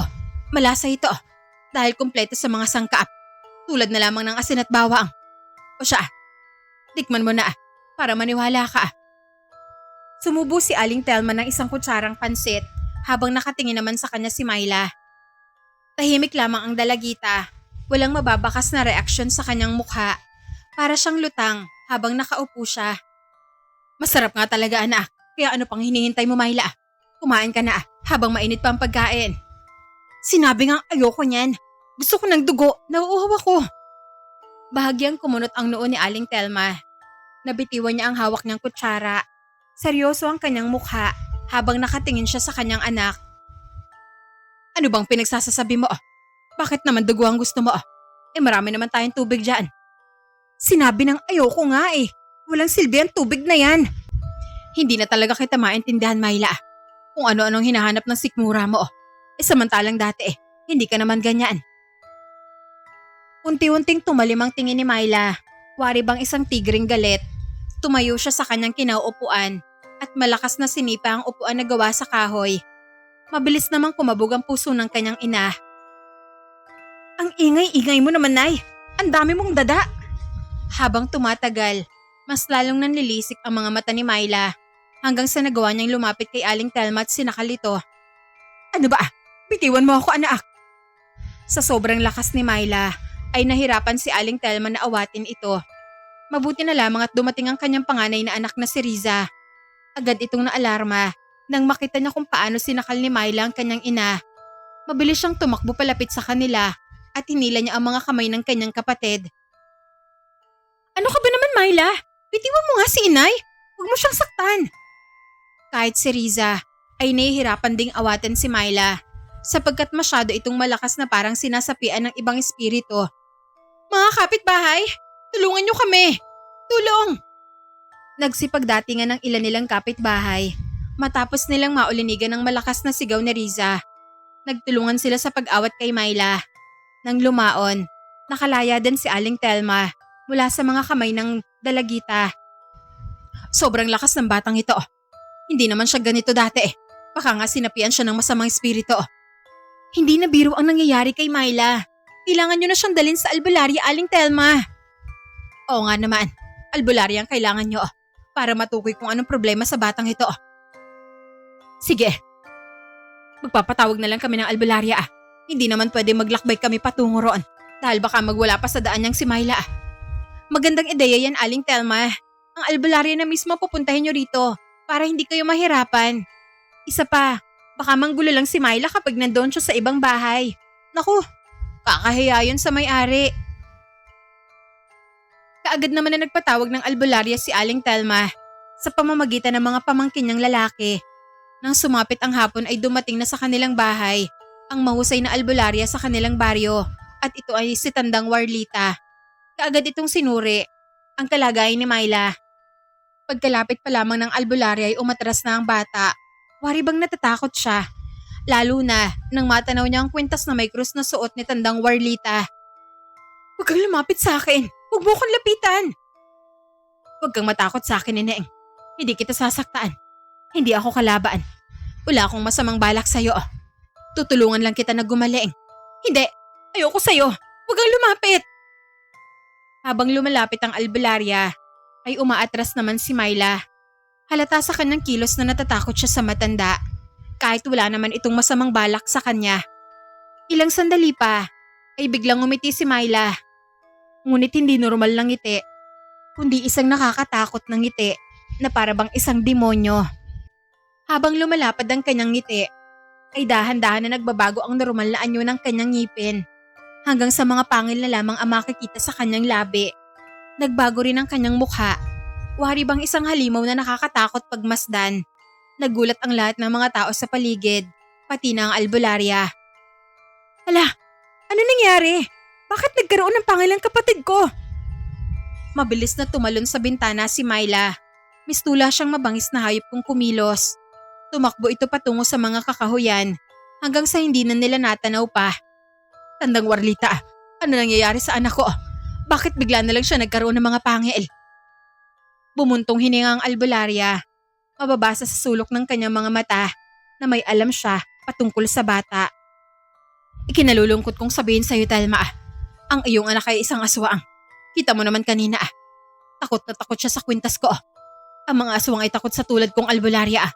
Pati na sa mga bagay na may nakaukit na krus. Kagaya na lamang nitong aking kwintas. Paano nangyari yon, Tandang Warlita? Hindi naman aswang ang anak ko. Wala sa lahi namin ng pagiging aswang. Nahawaan siya ng pagiging aswang, Telma. Baka naman may nagbigay sa kanya ng pagkain na may laway ng aswang. O di kaya ay may hayop na aswang ang kumagat sa kanya. At doon nag-udyok ang bini ng pagiging aswang ni Myla. O nga pala, kinagat ng aswang ang anak ko.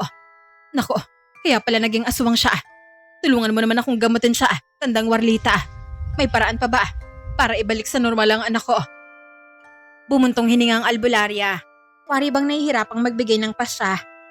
Hindi ko maipapangako yan, Telma. Nagiging maras na kasi siyang kumilos ngayon. Nagbabago na rin ang kanyang anyo. Hindi ko alam kung kaya ko pa ba siyang gamutin. Lalo na't umiiwas na siya kapag lalapitan. Kagaya ng nangyari ngayon. Lumaya siya dahil ayaw niyang lumapit sa akin. Nako, kawawa naman ang anak ko. Sana'y matulungan mo kami, Tandang Warlita. Mabilis na kumalat sa buong baryo ang patungkol sa nangyari kay Myla.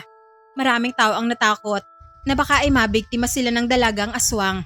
Isang umaga, nag-usap sina Agwa at Aling Mengay patungkol sa bagay na yon. Nagkatotoo nga ang sinabi mo, Agwa, na hawaan ng pagiging aswang si Myla. At diba, sinasabi ko na magiging aswang din siya dahil sa mga aso na kumagat sa kanya. Nakakatakot naman. Paano na lang yun, anak? Kakain din ba siya ng mga tao? Hindi ko alam, Nay. Abangan na lang natin ang susunod na mangyayari.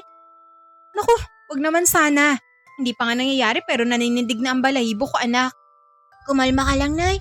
Wala namang binatbat sa atin na aswang Kinaumagahan. Umiyak ang kanilang kapitbahay na si Aling Edna dahil sa masaklap na sinapit ng kanyang alagang baka. Wala silang awa. Pinatay nilang alaga ko. Mga halimaw sila. Puno ng sugat ang katawan ng baka. May kagat sa leeg at wala nang ibang lamang loob. Wari bang isang mabangis na hayop ang pumaslang sa kakaawang alaga ni Aling Edna. Nang sandaling yon ay nandoon din sina Agwa at Aling Mengay. Hindi mo bangis na hayop ang pumaslang sa bakang ito? Base sa mga natamo niyang sugat, parang aswang ang umataka sa alaga mo, Aling Edna. Nanlaki ang mga mata ni Aling Mengay. Matapos niyang maulinigan ang winika ng kanyang anak, tila ba nagulat siya sa sinabi ng bata. Ano? Aswang ang pumaslang sa baka ko? Aba, sino naman kaya ang aswang na yon? Sa isang iglap, nagsalita ang isang dalagitang katabi ni Aling Edna. Di ba? Usap-usapan na naging aswang daw ang anak ni Aling Telma. Hindi na raw yun umuwi sa bahay nila. Halos mabaliw na nga siya sa kakahanap sa anak niya. Kahapon nga, nauna nga hoy ako sa gubat. Nakita ko sina Aling Telma at si Riza. Hinahanap nila si Myla. Pero hindi naman nila nakita. Ganon? Baka si Myla nga pumaslang sa alaga kong baka. Umanda sa akin ang aswang na yon. Kakatayin ko siya kapag nakita ko siya. Sa sobrang galit ni Aling Edna, ay wala na siyang pakialam sa mga salitang lumalabas sa kanyang bibig. Hindi niya kasi matanggap ang kalunos-lunos na sinapit ng kanyang alaga. Ilang sandali pa, tumungo siya sa bahay ni Aling Telma habang umiigting ang kanyang panga. Aling Telma, lumabas ka nga riyan. Harapin mo ang atraso ng anak mo. Ano naman bang pinagpuputok ng bunganga mo, Edna? Kay aga-aga, ang ingay-ingay mo. Talagang mag-iingay itong bunganga ko dahil pinatay ng anak mong aswang ang alaga kong baka. Nagulat si Aling Telma sa kanyang narinig. Alam niya sa kanyang sarili na aswang ang anak niya. Pero nang sandaling yon, pinili niyang ipaglaban ng kanyang anak. May ebidensya ka ba para paratangan ng anak ko? Sigurado ka ba na nakita ng dalawang mata mo na si Myla talagang umatake sa baka mo? Aba, sino pa bang pinagbibintangan ko? Kumakalat na nga sa buong baryo na aswang ang anak mo, hindi ba? Natural, iisipin ko na siya talagang salarin sa pagkamatay ng alaga ko. Hindi mo nakita, Edna. Kaya wala kang sapat na ebidensya. Bakit? Hindi pa ba sapat na ebidensya ang pagiging aswang ng anak mo? Ilang araw na nga siyang hindi nagpapakita sa inyo, hindi ba? Ibig sabihin nandoon siya sa gubat, nagtatago. At kapag sasapit ang dilim saka siya lalabas para mang-atake ng mga hayop. Hindi agad nasagot ni Aling Telma. Para sa kanya, may punto ang sinasabi ni Edna. Huwag ka nang dumagdag sa problema ko, Edna. Pagod na ako sa kakaisip sa anak ko. Kung siya man ang pumaslang sa alagang mong baka, ako na lang ang hihingi ng patawad. Alam kong hindi rin ginusto ni Myla ang nangyari. Biktima lang siya ng aswang na yon. Kung hindi siya aswang, hindi siya magkakaganito. Halimaw talagang asong yon. Hindi na nakontrol ni Aling Telma ang kanyang sarili. Tuluyan ang pumatak ang taksil niyang mga luha. At sa oras na yon, hindi rin napigilan ni Aling Edna na makaramdam ng awa. Alam niyang hindi rin ginusto ni Telma ang nangyari sa kanyang anak. Kaya naman ay tumigil na sa pagpuputak si Aling Edna. Ngunit mayroon siyang sinabi kay Aling Telma. Alam kong nahihirapan kang kontrolin ng anak mo, Aling Telma. Pero sana naman, may magawa kang paraan bago pa lumala ang pinagagawa ng iyong anak. Baka sa susunod na araw hindi lang mga hayop ang bibiktimahin niya. Alam mo naman walang pinipili ang mga aswang kapag uhaw na sila sa dugo at laman. Natameme na lamang si Aling Telma sa sinabi ni Edna. Hindi niya alam kung anong isasagot niya. Natatakot siya kung sakaling dumating man ang araw na magkatotoang winika nito. Hindi nagtagal. Nagpaalam na si Edna. Naiwang nakatulala si Telma sa kanilang pintuan. Nang sumunod na araw, may isang bangkay ng lalaki ang natagpuan sa gilid ng ilog. Pinaniniwala ang biktima ito ng aswang dahil sa natamo niyang sugat, kalmot at kagat sa leeg. Labis na ikinalungkot ng buong baryo ang nangyari sa binata. Grabe na talaga ang balita ngayon, anak. Habang tumatagal, mas lalong nakakatakot ang baryo na to. Totoo ba na si Ate Myla raw ang pumaslang kay Kuya Manuel? Hindi ko alam, anak, pero ang sabi ng kapitbahay natin, may nakakita raw kagabi kay Myla. Naglalakad daw sa gitna ng gabi. Malikot kumilos at parang may hinahanap. Tapos kapansin-pansin din daw ang dugo sa suot niyang damit. Ang ganun? Baka siya nga asala rin sa pagkamatay ni Kuya Manuel. Sawa na siguro siyang kumain ng mga hayop. Kaya tao naman ang pinupuntirya niya. Ay naku, why aswa nga naman. Alam mo ba, anak, sinugod na nga ng pamilya ni Manuel si Aling Telma. Hinahayaan niya lang daw ang anak niya na pagala-gala. Ay naku, wala naman kasi magagawa si Aling Telma. Aswa nga na ang anak niya at hindi na niya yun kayang kontrolin pa. Hindi nga umuwi sa bahay nila eh. Ay naku, naawa na talaga ako sa pamilya ng batang yon. Alam ko nahihirapan na rin sila kung paano nila patitigilin si Myla sa pambibiktima. Habang tumatagal, ay mas lalo nang bumabangis si Myla. Parami na ng parami ang mga tao na kanyang nabibiktima. Wala siyang pinipili, kahit bata man o matanda. Inaatake niya kapag nagugutom siya. Binalot ng takot ang baryo ng San Isidro. Wala nang mga tao ang tumatambay sa labas tuwing sasapit ang gabi. Sa katunayan, muntik na ngang mabiktima ng batang aswang ang kanyang sariling kapatid na si Riza. Isang umaga, nagtungo sa kanilang baryo ang albularya upang magbigay ng babala. Kung hindi ninyo maaagapan ng pananalakay ng batang aswang, mauubos ang mga tao sa baryong ito. Alam niyo naman kung gaano kabagsik ang aswang na yon. Kaya ngayon pa lang, binibigyan ko na kayo ng babala. Anong mabisang paraan ang dapat namin gawin para matigil ang pambibiktima niya? Tandang Warlita. Wala nang iba pang paraan upang pigilan ang kanyang karahasan, kundi ang paslangin siya. Matindi ang pangangailangan niya sa dugo at laman ng tao. Kaya kahit mismong pamilya niya, hindi niya kilala tuwing inaatake siya ng pagiging halimaw niya. At malaki ang posibilidad na mapapatay niya rin pati ang sarili niyang pamilya. Marami ang kinilabutan sa babala ng albularya. Kaya naman ay mas lalong nag-ingat ang mga tao. Lalo na sa tuwing kumakagat na ang dilim. Ang pananalakay ng batang aswang sa kanilang lugar ay misdula na isang dilubyo na kailangan nilang paghandaan. Ngunit kahit gaano man katibay ang pagkakasarado nila sa pinto at bintana, nagagawa pa rin pumasok ng aswang. Para bang isang biyasang magnanakaw na gumagawa ng paraan upang pasukin ng mga kabahayan. Sa kabila ng ginagawang paghahanda ng mga residente, marami pa rin sa kanila ang nawawala at ang iba naman inatatagpuan na wala ng buhay. Isang gabi, habang natutulog ang batang si Agua, ay nagising siya dahil sa malakas na sigaw ng kanyang ina. Agua, anak, gumising ka. Pinasok tayo ng aswang. Alistong bumangon si Agua sa kanyang higaan dahil sa nakabibingi na sigaw ni Aling Mengay. May hawak-hawak itong patalim habang kinikilabutan. Nasa na aswang, Nay? Nandun siya sa kabilang kwarto. Kumilos ka na, anak, bago niya pa tayo mapatay. Akin na yun, Nay. Ako nga harap sa kanya. Mabilis na kinuha ng bata ang patalim na hawak ng kanyang ina.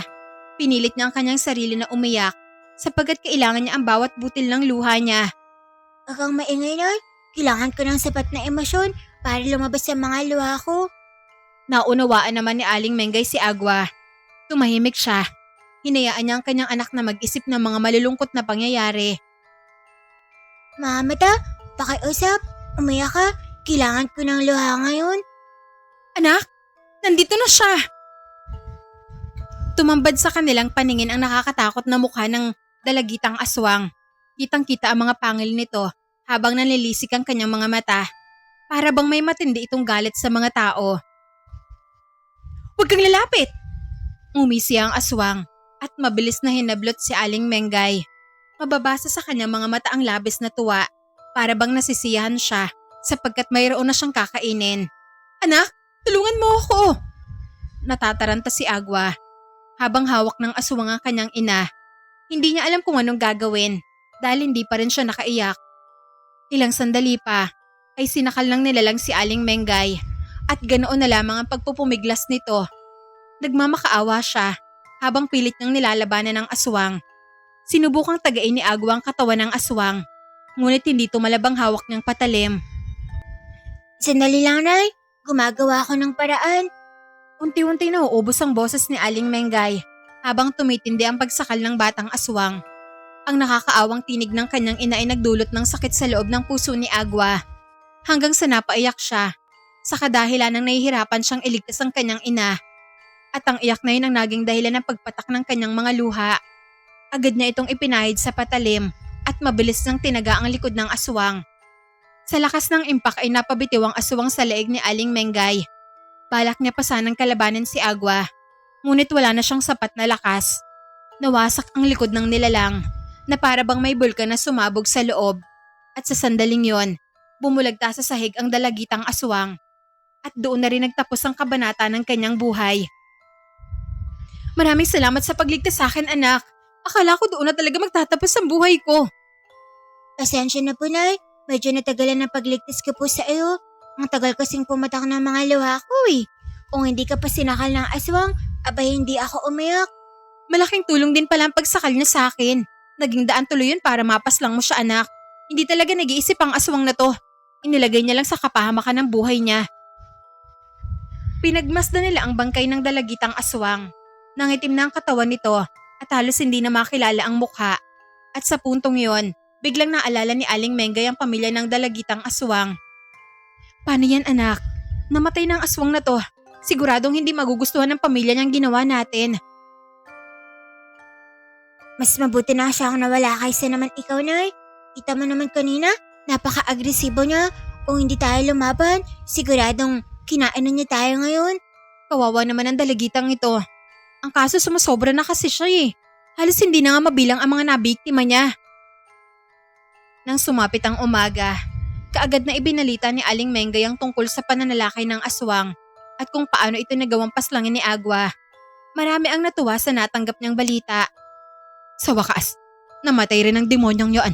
Nako, inubos niya pa naman ang dalawa kong apo. Mabuti naman at hindi niya siya binuhay pa. Oo nga, tama ang ginawa ni Agwa. Wala naman kasing silbi ang aswang na yun eh. Halos ubusin na nga niya ang mga tao sa ating baryo. Ang tapang talaga ni Agwa. Akalain mo yon. Napatay niya ang isang mabangis na aswang. Makapangyarihan kasi ang mga luha niya. Buti na lang talaga may Agwa pa tayo. Kung wala, naku, ay baka malaya pa rin nabubuhay ngayon ng mga aswang. Labis-labis ang pasasalamat ng mga residente sa kanilang baryo sa pagkapanaw ng aswang. Maliban na lamang sa pamilya nito, walang mintis ang pagpatak ng mga luha ni Aling Telma matapos niyang mabalitaan na patay na si Myla. Sana hindi niyo na lang pinatay ang anak ko. Hindi man lang kayo naawa sa kanya. Kahit aswang siya, anak ko pa rin siya. At masakit para sa akin ang sinapit niya. Naiintindihan ka namin, Aling Telma. Alam kong hindi naging madali para sa iyo ang nangyari. Pero para sa amin, tama lang na pinaslang ni Agwa ang aswang na yon. Alam mo naman kung gaano karami ang mga nawalang buhay dahil sa kanya, hindi ba? Hanggang ngayon hindi pa nga nakakabangon ng pamilya ng mga biktima. Ang iba sa kanila nabaliw na sa sobrang sakit dahil sa pagkawala ng mga mahal nila sa buhay. Kaya sana maintindihan mo rin kung bakit pinaslang ang anak mo, Aling Telma. Hindi naman kami masamang tao. Sadyang pinili lang namin kung ano ang mas makakabuti para sa karamihan. Iyak lamang ng iyak si Aling Telma. Sa kanyang tabi, naroon ang panganay niyang anak na si Riza. May malaki itong sugat sa mukha dahil kinalmot siya ng kapatid niyang aswang noong nabubuhay pa ito. Tingnan mo ang panganay mong anak, Telma. Ang laki ng sugat niya sa mukha. Kagagawan din niya ng anak mong aswang. Padunay lang na wala na siyang natitirang pagmamahal para sa pamilya niya dahil tuluyan na siyang kinain ng pagiging halimaw niya. Hindi na sumagot pa si Aling Telma. Alam niya sa kanyang sarili kung gaano kalaki ang problema na ibinigay ni Myla sa kanilang baryo. Magbuhat ng maging ganap itong aswang. Sadyang nasasaktan lamang siya sapagkat anak niya pa rin ito. Ngunit sa kabila ng malungkot na sinapit ng kanyang anak, hindi pa rin nawala ng pag-asa si Aling Telma. Umaasa siya na balang araw, unti-unti niya ring matatanggap ang nangyari. Mula nang mapaslang ang batang aswang, muling bumalik sa normal ang buhay ng mga tao. Hindi na sila natatakot tuwing sasapit ang dilim Nawala ang kanilang pangamba kapag pumupunta sila sa gubat upang mangahoy. Wala na ring mga bangkay ang natatagpuan sa labas ng mga kabahayan tuwing sasapit ang umaga. Nag-focus na ang mga tao sa kanya-kanyang buhay at nanatili sa kanilang alaala ang katapangan na ipinamalas ng batang si Agua. Sa kabilang banda, ipinagpatuloy naman ng bata ang kanyang pag-aaral. Ngunit isang araw, habang nasa trabaho si Aling Mengay, nagulat siya sa sumbat ng kanyang amo. Mengay, nawawala ang 10,000 sa pitaka ko. Kinuha mo ba? Naku, hindi ho Madam Claudia. Wala po akong kinalaman sa pagkawala ng pera mo. Hindi po ako magnanakaw. Mabuti ho akong tao. Ikaw lang naman ang tao sa bahay nang mawala ang pera ko. Ibig sabihin, ikaw nga ang kumuha noon. Nanlumo si Aling Mengay habang hawak niya ang walis. Masakit ang tingin ng kanyang amo. Wari bang hinuhusgahan nito ang kanyang buong pagkatao. Maniwala ho kayo sa akin, madam. Wala po akong kinalaman sa pagkawala ng pera mo. Kahit tingnan mo po ang bulsa ko, wala ka po makikitang pera. Huwag ka na magsinungaling pa. Aminin mo na lang kasi na magnanakaw ka talaga. Kinuha mo ang 10,000 ko, kaya tatanggalin na kita sa trabaho. Naku, huwag naman madam. Maawa ka po sa akin. May anak ako na pinapaaral. Paano na lang ang gastusin niya sa paaralan kung mawawalan ako ng trabaho? Aba, hindi ko na problema yan. Lumayas ka na rito. Hindi ko kailangan ng katulong na magnanakaw. Paano naman po ang pinaghirapan ko? Hindi mo ba ibibigay ang sahod ko para sa buwan na to? Aba, ang kapal naman ng mukha mo. Para maningil ng sahod. Ninakaw mo na nga ang pera ko. Ang galing mo rin. Hindi naman ako magnanakaw eh. Wala talaga akong kinalaman sa pagkawala ng pera mo, Madam Claudia. Umalis ka na, Mengay. Hindi na kita kailangan sa pamamahay ko. Alis na. Alis. Malungkot na lumisan si Aling Mengay habang sinusundan siya ng tingin ni Madam Claudia.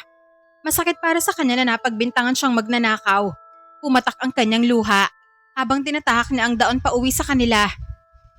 Paano na lang to? Saan ako kukuha ng pera para sa pag-aaral ni Agua? Lubog pa kami sa utang. Hindi ko na alam ang gagawin ko.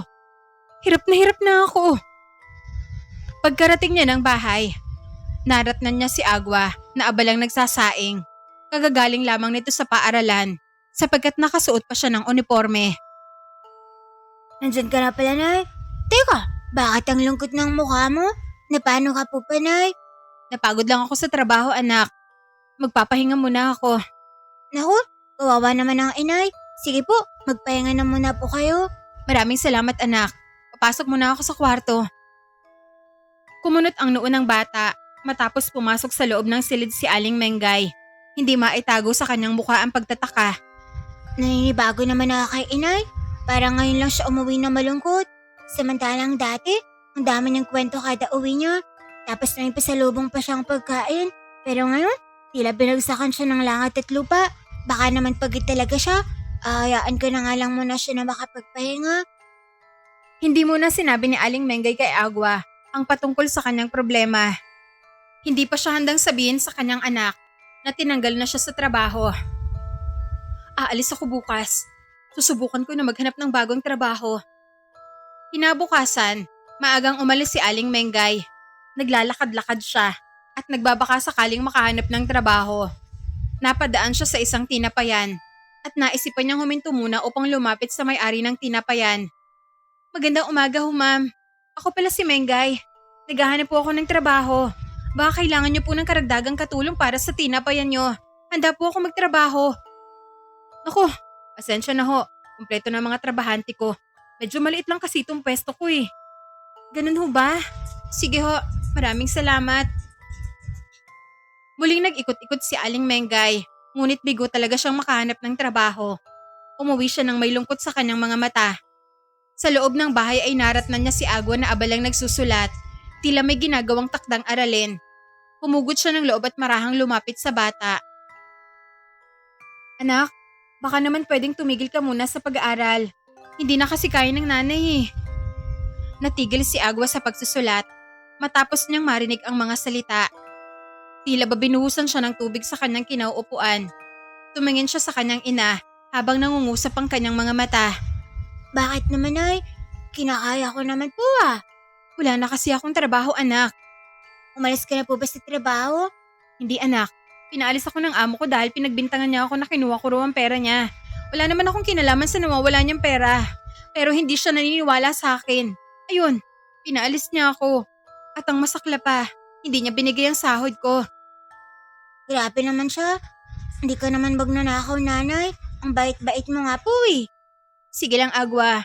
Ayaw niya namang maniwala sa akin eh. Sinubukan ko na rin maghanap ng trabaho pero wala talaga akong nahanap. Kaya pasensya ka na, anak ha. Napag-isipan ko na mas mabuting hihinto ka muna sa pag-aaral. Maghahanap muna ako ng trabaho para makapag-ipon.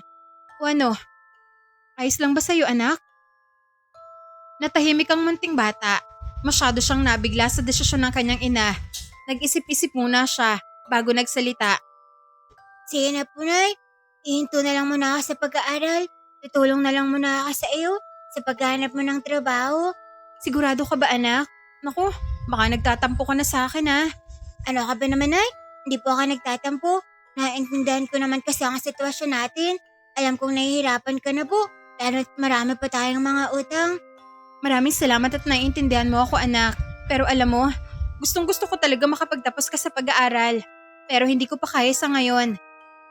Hayaan mo, kapag nakahanap na ako ng maayos na hanap buhay, mag-iipon ako para sa pag-aaral mo. Ngumiti naman si Agwa kahit may lungkot sa kanyang mga mata. Gayunpaman, hindi siya nagreklamo. Nilawakan niya ang kanyang pag-iisip. Naintindihan niya ang kanyang sitwasyon. Batid niyang hindi madali para kay Aling Mengay na pagsabayin lahat ng gastusin. Pagkatapos nila mag-usap, iniligpit niya ang kanyang papel at panulat. Ibinalik niya ito sa loob ng kanyang bag at sumilip sa bintana. Tanaw niya ang makulay na langit. Wari bang nagbibigay ng pag-asa sa madilim niyang mundo. Kagaya ng langit, magiging makulay rin ang buhay namin ng inay. Balang araw, makakahanap din siya ng trabaho. Kapag may trabaho na si nanay, makakapag-aral na ulit ako. Hindi man mabilis ang pag-usad, pero handa ako na hintayin ng takdang panahon na muli akong makakabalik sa 4 na sulok ng paaralan. Tuluyan na ngang huminto si Agwa sa kanyang pag-aaral. Itinuon niya ang kanyang oras sa pagtulong sa mga gawaing bahay. Hindi pa rin makahanap ng trabaho si Aling Mengay. Kaya naman ay naglako muna sila ng mga gulay para kahit papaano ay mayroon silang pambili ng mga pangunahin nilang pangangailangan katulad na lamang ng bigas. Isang araw, may isang matandang babae ang nagtungo sa kanilang bahay. Hindi pamilyar sa mag-ina ang mukha nito, kaya naman ay nagtataka sila kung sino ang babae na kaharap nila. Magandang araw sa inyo. Ako nga pala si Iseng. Nagmula ako sa baryo ng Malipato. Ang layo naman ng pinanggalingan mo, Aling Iseng. Ano nga palang sadya mo rito? Kaya ako naparito. Dahil nabalitaan ko na may bata raw na makapangyarihan ng kanyang luha sa baryo na ito. Nakapatay na raw siya ng mga aswang. Kung hindi ako nagkakamali, anak mo ba ang nabalitaan ko na may makapangyarihang luha? Oo, Aling Iseng. Anak ko nga ho siya. Napatingin ang matanda kay Agwa. Nakaupo ang bata sa tabi ni Aling Mengay. Tahimik na nakikinig sa usapan ng dalawa. Ang husay mo palang makipaglaban, bata. May sasabihin sana ako sa'yo. Ano po yun, lo? Kailangan kasi namin ng antingera o kahit anumang klaseng tao na may kakayahang makipaglaban sa mga aswang. Marami kasing mga aswang sa baryo namin at nababahala na ang mga tao. Gusto ko sanang hingin ng permisyon mo kung papayag ka bang paslangin ng mga aswang kapalit ng gintong kwintas. Hindi lamang basta palamuti ang kwintas na matatanggap mo. Maaari mo itong ibenta sa malaking halaga para mapagkakitaan mo. Napatingin si Agwa kay Aling Mengay. Tila ba hinihingi niya muna ang desisyon ng kanyang ina. Agad namang nabasa ni Aling Mengay ang ibig ipahiwatig ng kanyang tingin. Alam kong hinihintay mo ang pasya ko, anak. Pero sa sitwasyong papasukin mo, nasa iyo ang desisyon. Basta ang nais ko lang ay maging ligtas ka. Gusto ko po sanang tanggapin ang oportunidad na ito, nay. Para kapag nagtagumpay ako sa laban, makukuha ko ang gintong kwintas. Ibebenta po natin para makabalik po ako sa pag-aaral. Hindi ba? Gusto mo makapagtapos ako sa pag-aaral, nay? Maganda nga sanang oportunidad yan, anak. Pero natatakot ako. Baka naman mapahamak ka. Lalo na't malayo ang baryo na yon. Wala kang dapat na ipag-alala sa anak mo. Akong bahala sa kanya. Marami kaming pagkain doon. Hindi siya magugutom sa aming baryo. At kapag usapang pakikipaglaban, wala naman yatang problema dahil makapangyarihan naman ang luha ng batang ito. Medyo kinakabahan po ako, Lola. Pero gusto ko pong subukan kung hanggang saan ba talaga makakaya ko. Isa pa, gusto ko talagang bumalik sa pag-aaral. Kaso ang problema, wala pa kaming pera ng nanay. Eh di magandang oportunidad dito para makabalik ka sa pag-aaral mo. Hindi basta-basta ang gintong kwintas na magiging premyo mo kung sakaling maubos mo ang mga aswang. Sandali lang po Lola, pag-iisipan ko muna ng maigi po. Pagkaraan ng ilang minuto ay nakapag-isip na rin si Agua. Buo na ang kanyang desisyon na tatanggapin ang alok ng matanda kahit pa hindi siya sigurado sa magiging kalalabasan nito. Sigurado ka na ba sa desisyon mo anak? Hindi mo ba pagsisisihan yan? Apo Nay, sigurado na po ako para din naman ito sa ikakabuti ng buhay natin. May lungkot sa mga mata si Aling Mengay. Tila ba kinakabahan siya para sa kanyang anak. Mag-iingat ka roon anak. Kung sa tingin mo hindi mo kaya, walang masama kung atras ka. Apo Nay, huwag ka po mag-alala, kakayanin ko ang laban na to. Babalik po ako ng buo Nay, walang lapis, walang kulang po. Aba, dapat lang anak. Hihintayin ko ang pagbabalik mo. Aling Ising, huwag mong pababayaan ang anak ko ha. Nag-iisang anak ko lang yan, kaya ingatan mo ho sana siya. Oo naman Mengay, akong bahala sa anak mo. Wala kang dapat na ipag-alala. Makalipas ang ilang oras, sumama na si Agua kay Lola Ising. Kahit hindi niya pa lubusang kilala ang matanda, ay agad siyang nagkaroon ng tiwala. Nararamdaman niya na mabuti itong tao at magaan ang kanyang loob. Sa tuwing nag-usap sila, sabay nilang nilakbay ang kahabaan ng daan patungo sa baryo ng Malipato. Malayo pa po ba ang baryo ni Lola?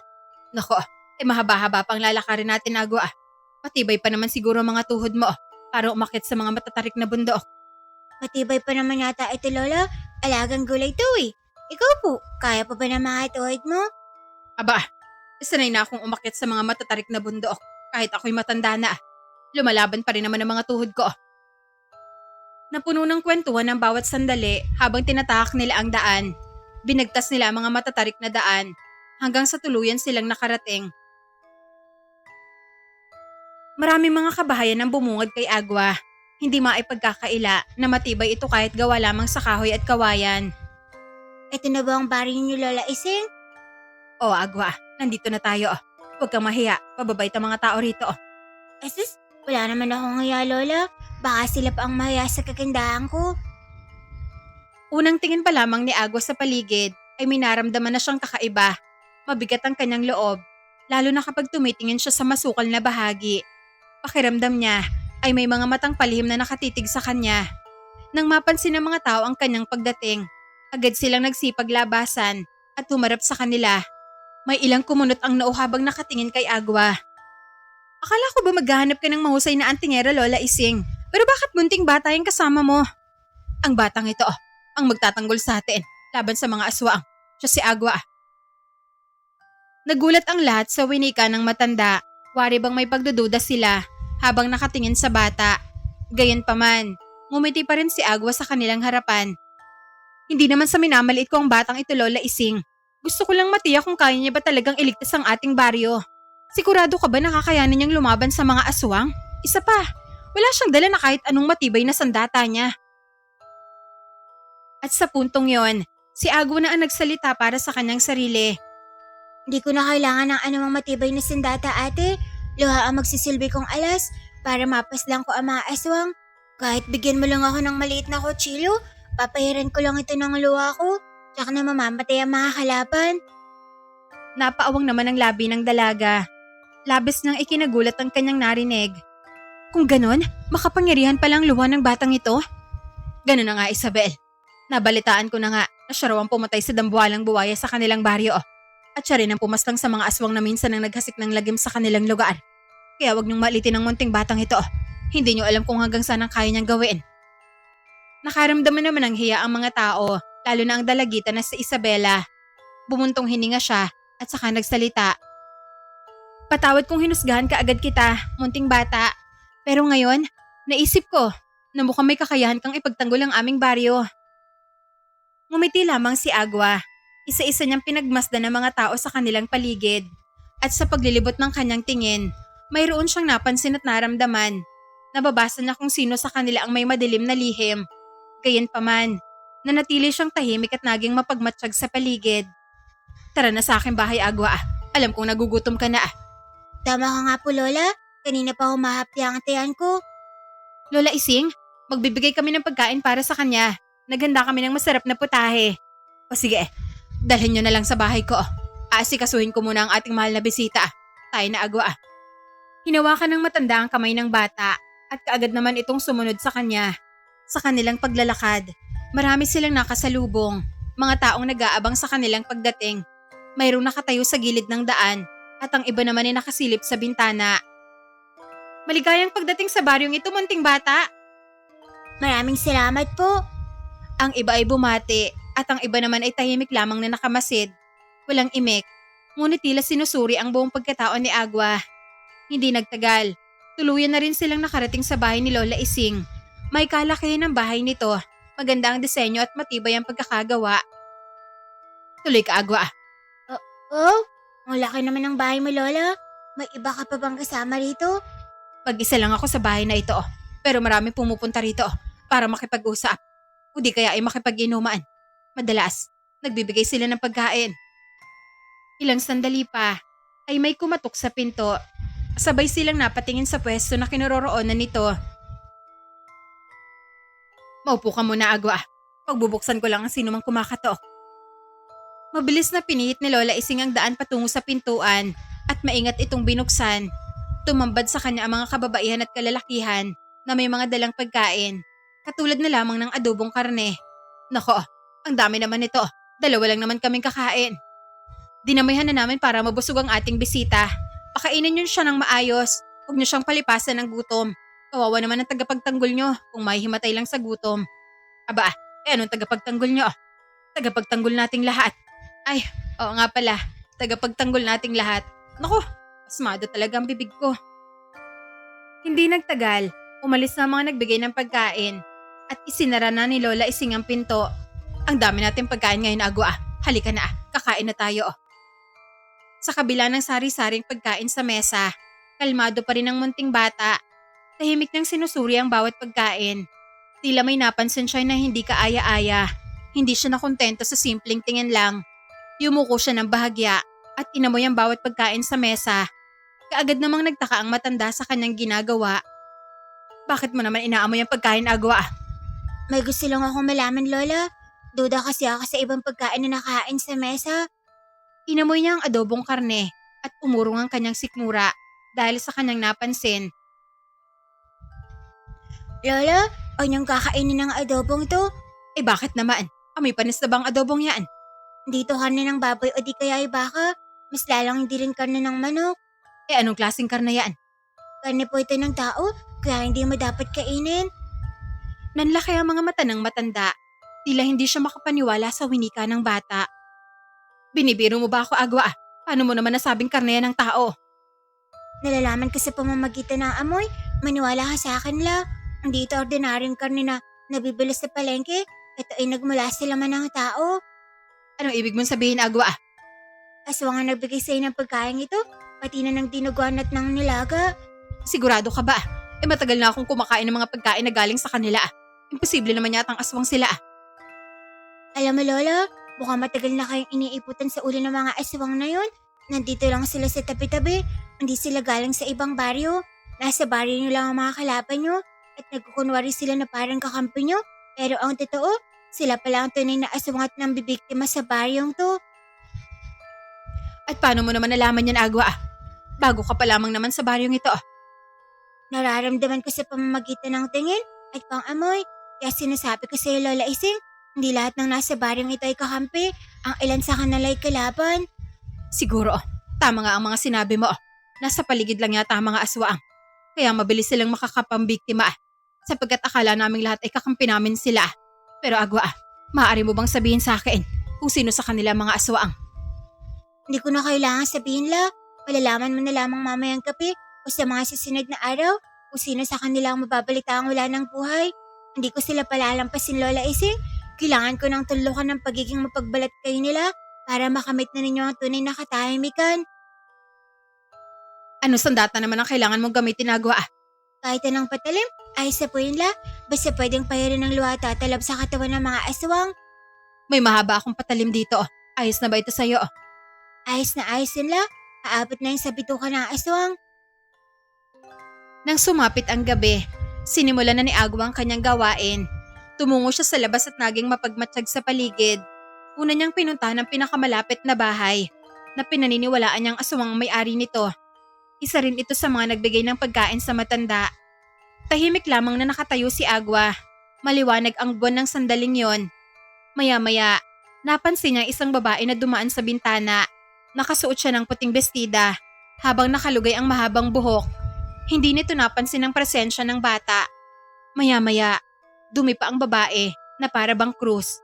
At sa sandaling yon, tumubo ang kanyang mga pakpak. Unti-unting nag-iba ang anyo ng kanyang balat. Naging mga pangil ang normal nitong mga ngipin at tumaba ang mga kuko na para bang karayom sa sobrang talim. Sinasabi ko na nga ba, aswang ang babae na yan, kaya pala ang sagwa ng binigay niyang adobo. Nagtago si Agua sa likod ng puno ng niyog at nagsimula ng lumikot ang mga mata ng aswang para naghahanap ito ng taong bibiktimahin. Loa, pumata ka, kailangan kita ngayon. May kung anong milagro ang yumakap sa mga mata ng bata sapagkat mabilis na pumatak ang butil ng kanyang luha. Napangiti siya habang sinusundan niya ng tingin ang nilalang. Abuti naman at hindi ako tinatakasin ng mga luha ko. Siguro naman inaamoy nila na kailangan ko sila sa gabing to. Hindi niya sinayang ang mga luha na umaagos sa kanyang mga mata.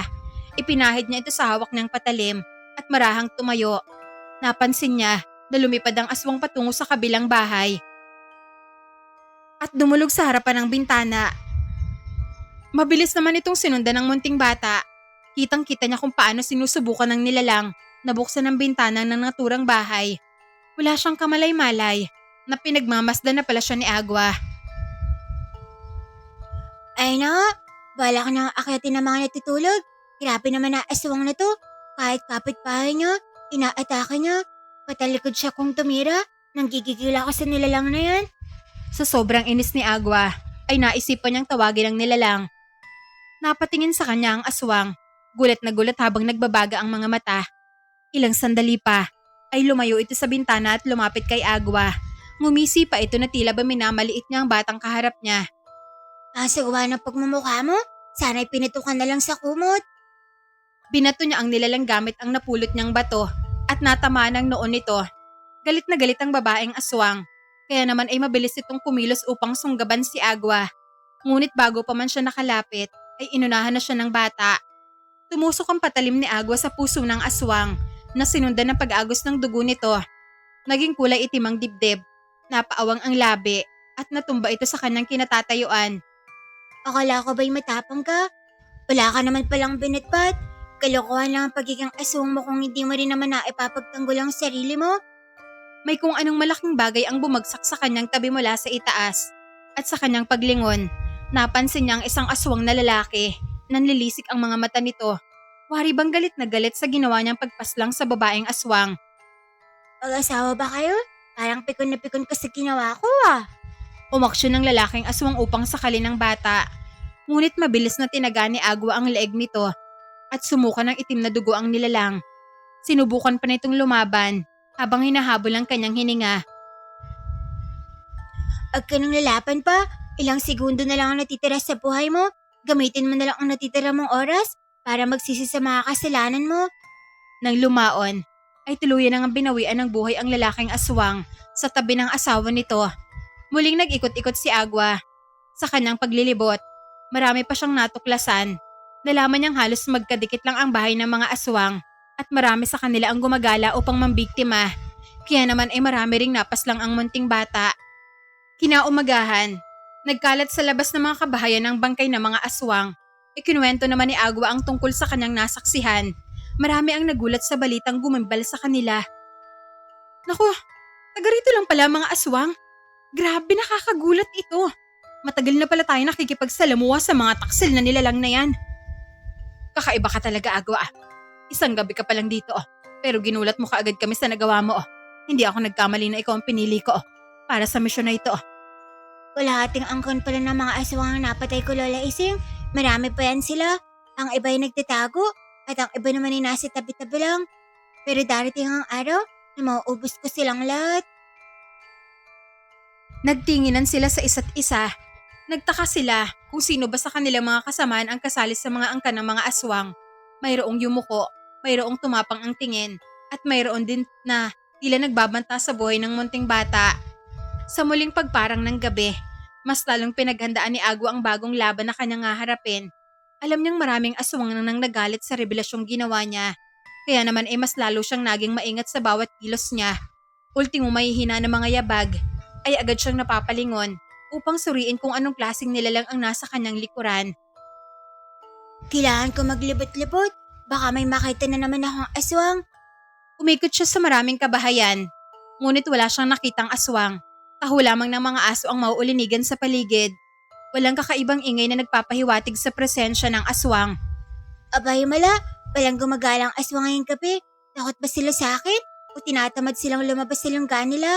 Sayang naman, kanina pa naghihintay ang aking patalim. Patuloy siyang naglalakad-lakad hanggang sa nakarating siya sa palayan. Biglang bumigat ang kanyang loob sa paligid. Parang may kakaiba. Nararamdaman ko ang kanilang presensya. Kung hindi ako nagkakamali, nandyan lang sila sa tabi-tabi. Natanaw ni Agwa ang mga aswang na nakatayo sa palayan. Tila inaabangan ng kanyang paglapit. Muntik na siyang mapaatras sa sobrang dami ng mga nilalang na nakatayo. Parang pinagkaisahan siya ng buong angkan. Aba ayos, mukhang nagkaroon sila ng plano na pagtulungan ako Ang dami naman nila.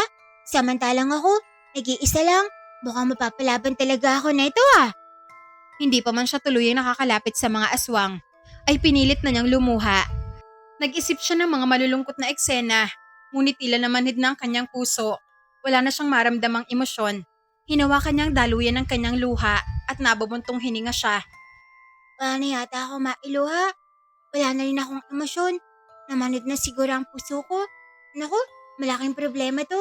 Paano ko ngayon tatalunin ang mga aswang?